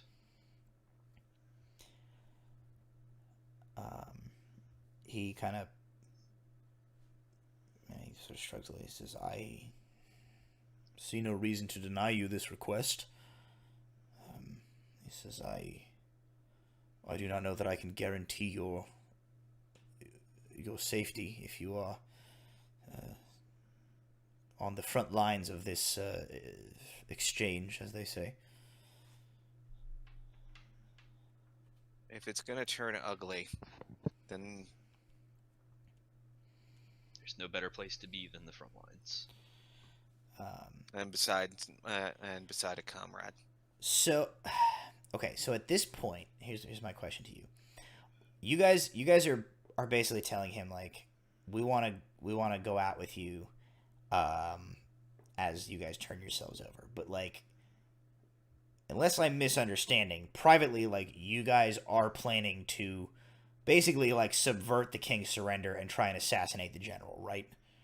That's the sort of play that's going on behind the scenes here. That was originally kind of the plan, but that kind of it seemed like we wanted to at least try to give Peace a chance to see if this guy was actually good for his word. I think, right? Yes, that was.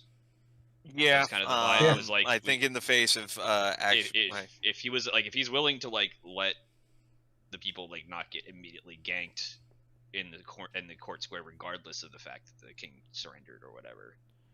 Okay, so I mean, my question was basically whether or not I needed you to make a deception roll of sorts to the king, because if you are telling him we just want to walk out with you, while the secret plan is get us close to the general and try and kill him, you need to try and deceive him that you're not up to something secret. If your plan is legitimately to go along with what he's saying, it's a different story. Yeah, I mean, it's we want to at least see our friend out, and whether we go with them or it's kind that's kind of the vibe I was getting overall with Russell's overall plan. So as far as subverting things, pause on the real time in game real fast, but I'm overall fine with either option, but I think Walter's been a little bit corrupted by the curse, and his sense of right and wrong has changed scale. So this number of people is starting to not matter as much from what his visions have seen. Peeling that back a little bit, I don't know if that was conveyed appropriately or not, but as far as Walter's concerned right now, the bigger picture is the bigger goal, and losing a couple dozen townspeople is a little less important than surviving and making sure whatever the big picture plan is doesn't ruin everything. That's inside Walter's head. That's kind of where he's at.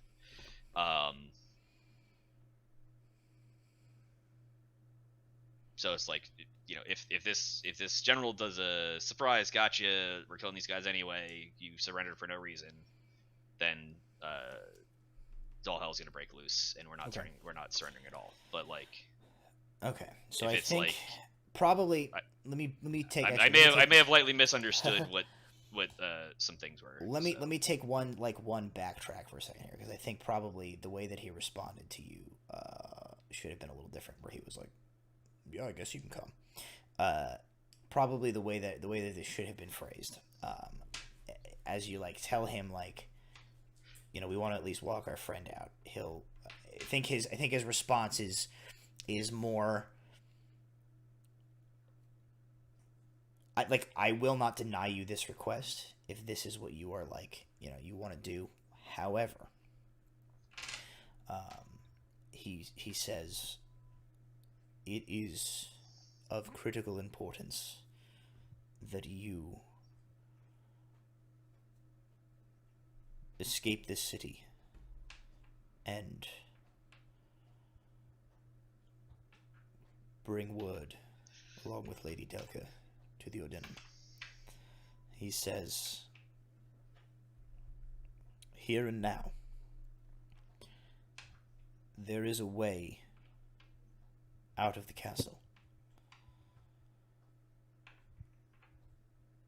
He says, it will do me no good, as I will not flee to save myself at the expense of my people's lives. He gets a little like, he looks a little like, again, a little rueful, but a little relieved. He says, I will be honest, towards Ozrius. He says, I thought perhaps I even could have talked my way out of consequences should you have chosen not to surrender yourself.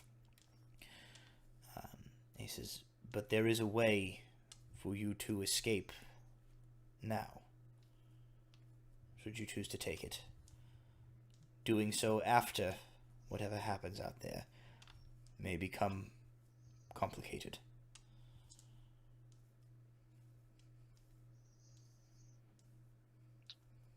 Willing to risk it. Well, we're just gonna like just literally pinch the bridge of his nose and just be like, "We should have talked to the king first." We were invited. The DM Hindsight. the DM like peels back the clouds in the sky and goes like, yes, you definitely should have. There was a lot of information he had that would have made all of your discussions make more sense. And then the DM like disappears behind the See, I The assumed we weren't like the king was busy. Yeah, I we He weren't wasn't invited. an option to not talk to. privy. Yeah, he didn't invite us to come in, so I was. Oh, I think I told you like you guys can try and talk to him too if you want at the beginning of this. Oh, yeah, I assumed he was like, we'll talk to him at the end because he's busy.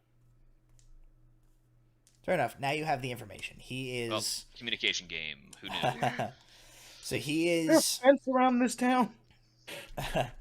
so let's take it before we like before we do anything else. We'll take a step back. We'll step into metaverse here. Boop, boop, boop, boop, boop. So we find ourselves. You guys are in an extremely complicated situation, right?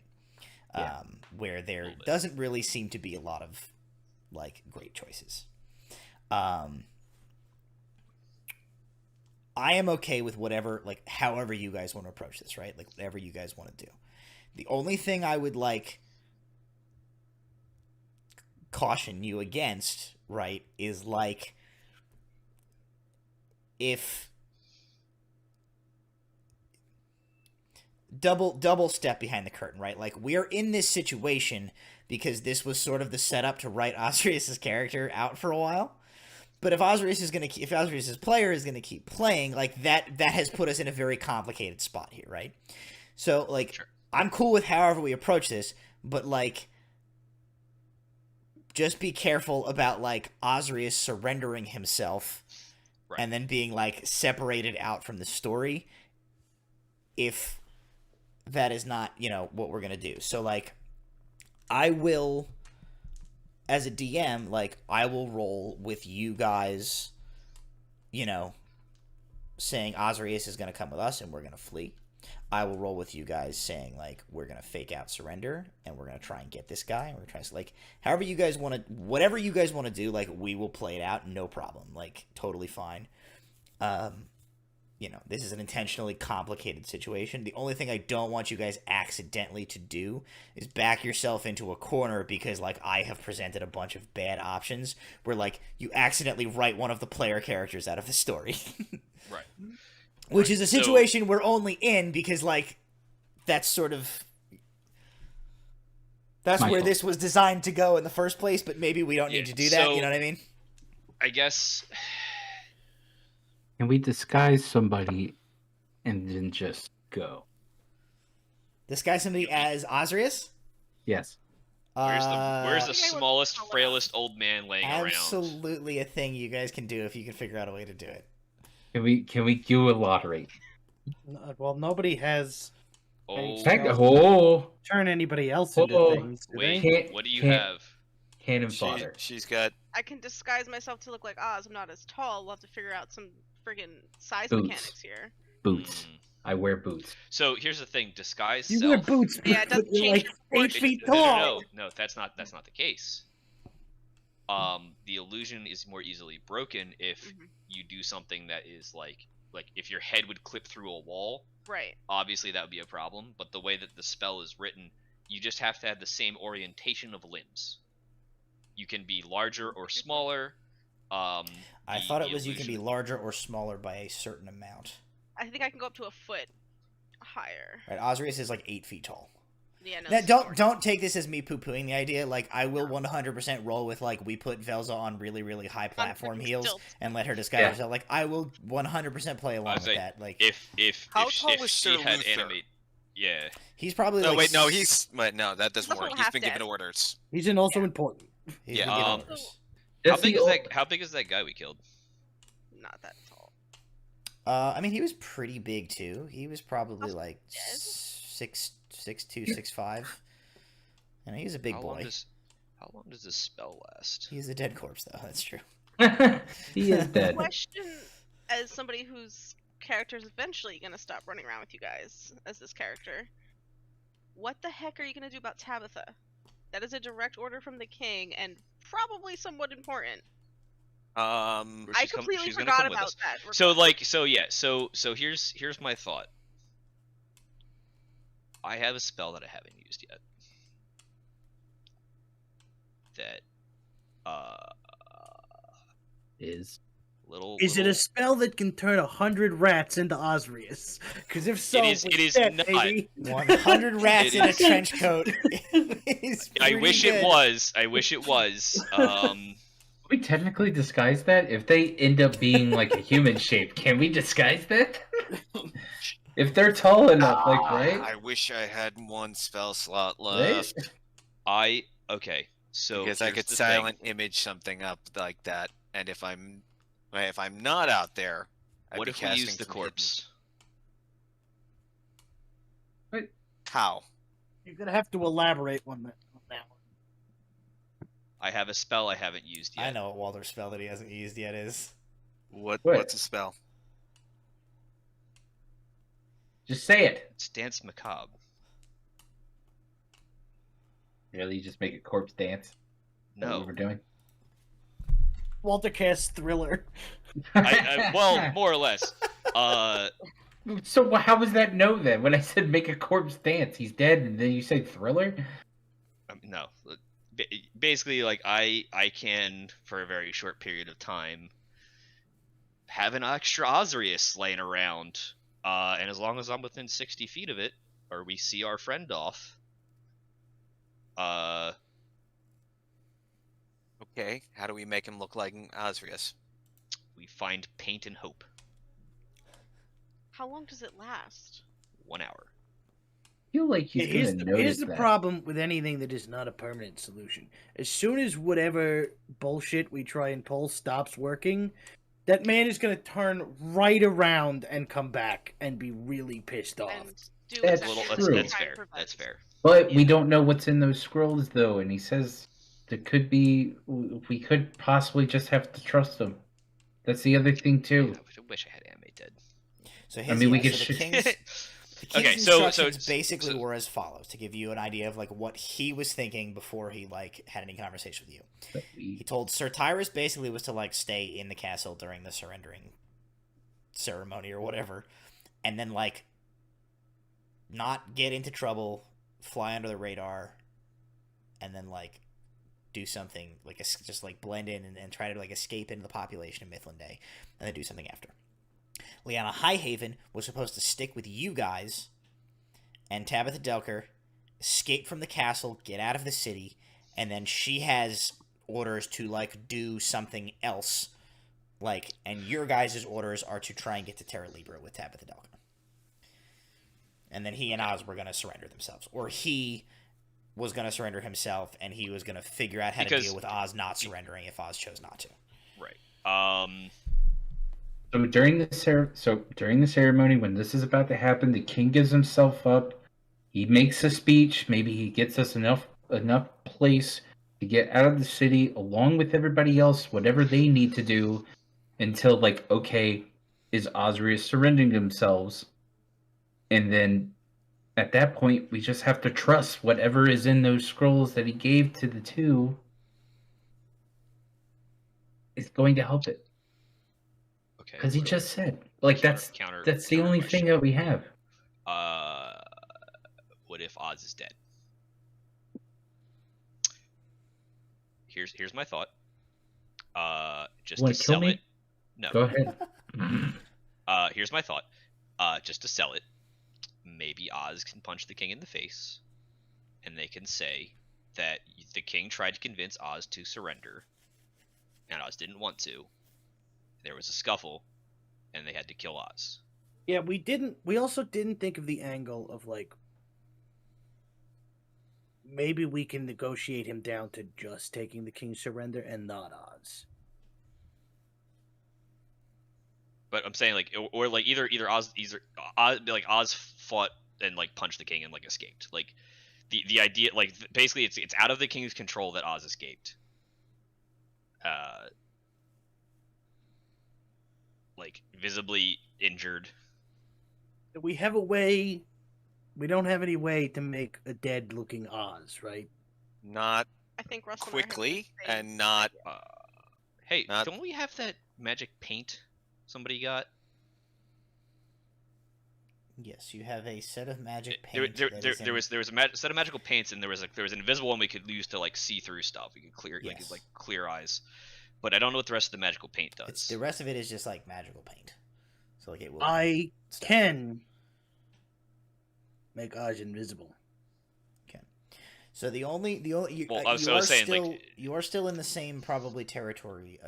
Talking about this, like making a like dead Oz. Like I don't know, unless anybody like comes up with something that I have not thought of. I don't know that you guys have any way to like make a dead Oz that is going to hold up like By the time we long leave. enough for like you guys to get out of this. You know what I mean? Like. Okay, Like so any maybe we dead go the Oz Oz that you're gonna make is escape probably not gonna buy you more than like like a few minutes maybe. Like it's probably not gonna hold up to like the first time that somebody like inspects it, right? Because like you don't have a spare dead Goliath kicking around. Yeah, none of. So none of maybe this- the Oz escape route is the way to go. Yeah, that's what I'm saying. Like, punch you need to punch to like sell something that Oz escaped somehow. Did Let's, the guy say the surrender would entail death for both of them? No, Nope. he just said surrender. There was no implication of death. It was just surrender. Because Alright.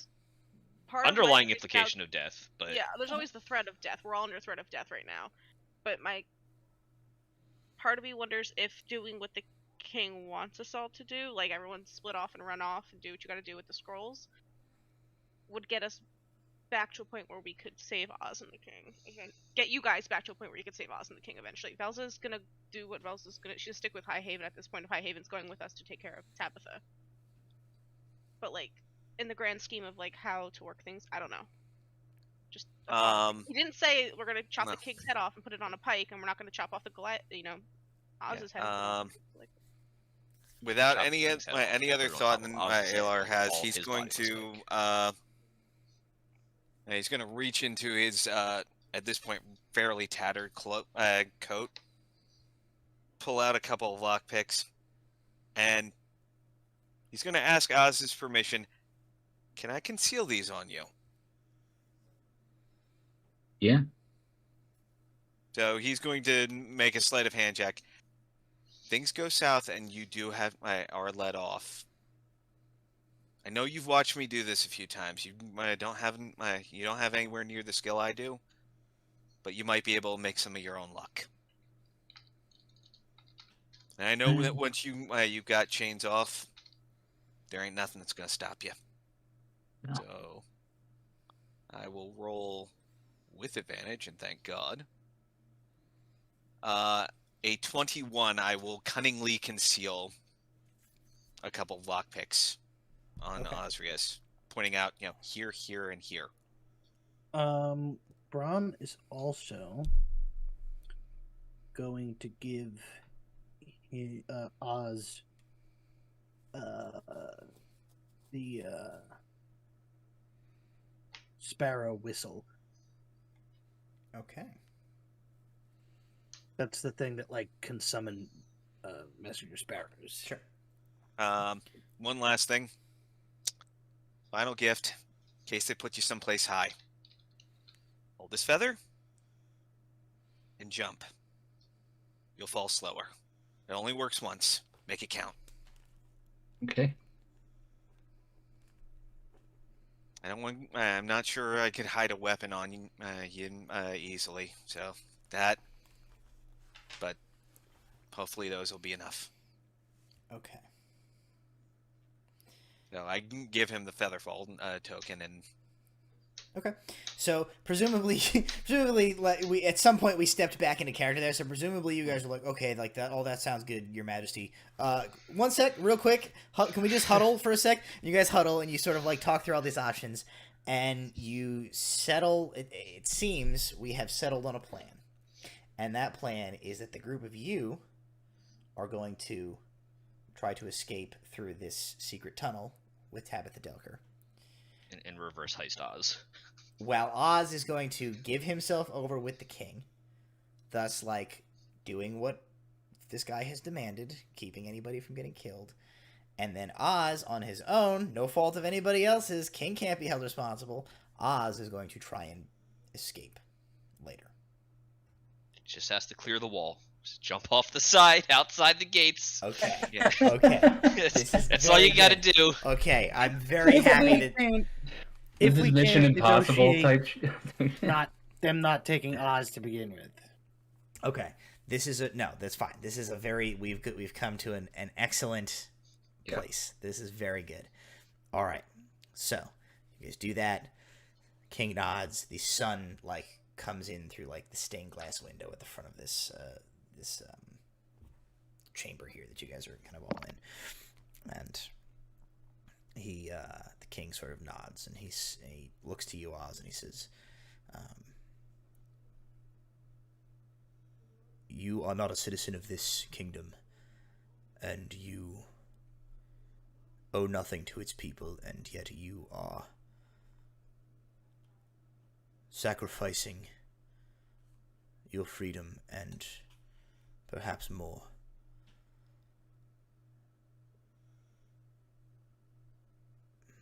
He kind of smiles and he says,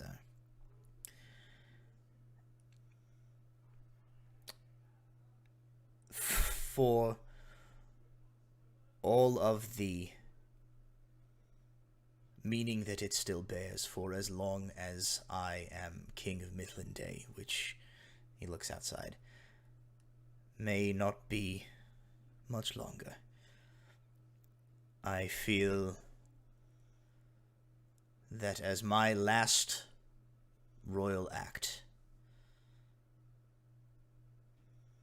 what may be my last royal act, and you'll have to forgive normally there'd be a ceremony and a feast, and you'd get an actual thing, but the symbolic nature I hope will suffice.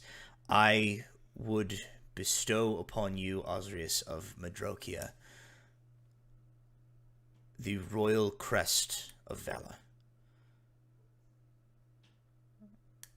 It is the highest commendation in the realm and marks you as a hero of Mithlinde.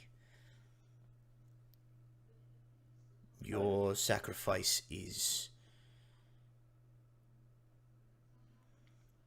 beyond the call that could be expected of any in your position, and you will forever have this kingdom's thanks. He looks around to the others real quick, like around him, and he kind of just looks at the king for a minute, and kind of like he gives him like a certain like eyes, just being like in a small nod, and he bows, like Okay. tries to bow slightly, be like, yeah, you know. The king nods, and After that happens, Brom will say, "Well, we'll sort of step up and go. Well, if we're handing out awards. Seems only fitting. Because Oz, no matter however this goes down, I want you to know that we're gonna have you back." And Brom takes out the shitty sheriff badge that we made. Had done like at the beginning of the campaign. Yeah, I remember that. Pins it on somewhere on. Oh, Like, thank you. We're not gonna leave you. King Aldo was like, it was a weird moment that I don't have the context for, but it seems like it was important. It's a moment. It's a moment. We're ruining it, Aldo. He says, very well. It is time. And he turns and nods, and two guards like open the front doors to the main keep of Castle Mithlinde. And King Aldo begins to march, followed by a procession of soldiers and nobles, and presumably Ozrius, towards the front gates of the keep and the waiting forces of the Ignian army, along with their leader, General Nurael Tarandel. And as the group sort of like rounds into into sight of the portcullis, he nods, and a pair of soldiers like hesitate for a moment, and then begin to open the gate, and the king steps out, and he says, "General, I accept your terms. My surrender and the laying down of arms of my forces," he gestures, "and the Goliath Ozrius, for the lives of the people of Mithlinde and the city of Niveria." And the general from his like horse on the far side of the square just kind of like looks at the king for a moment, and he says, "Very well, King Roland. I am glad that you have come to your senses. It would have been regrettable should blood be spilled needlessly. You have made a wise choice." That is where we'll end tonight's session.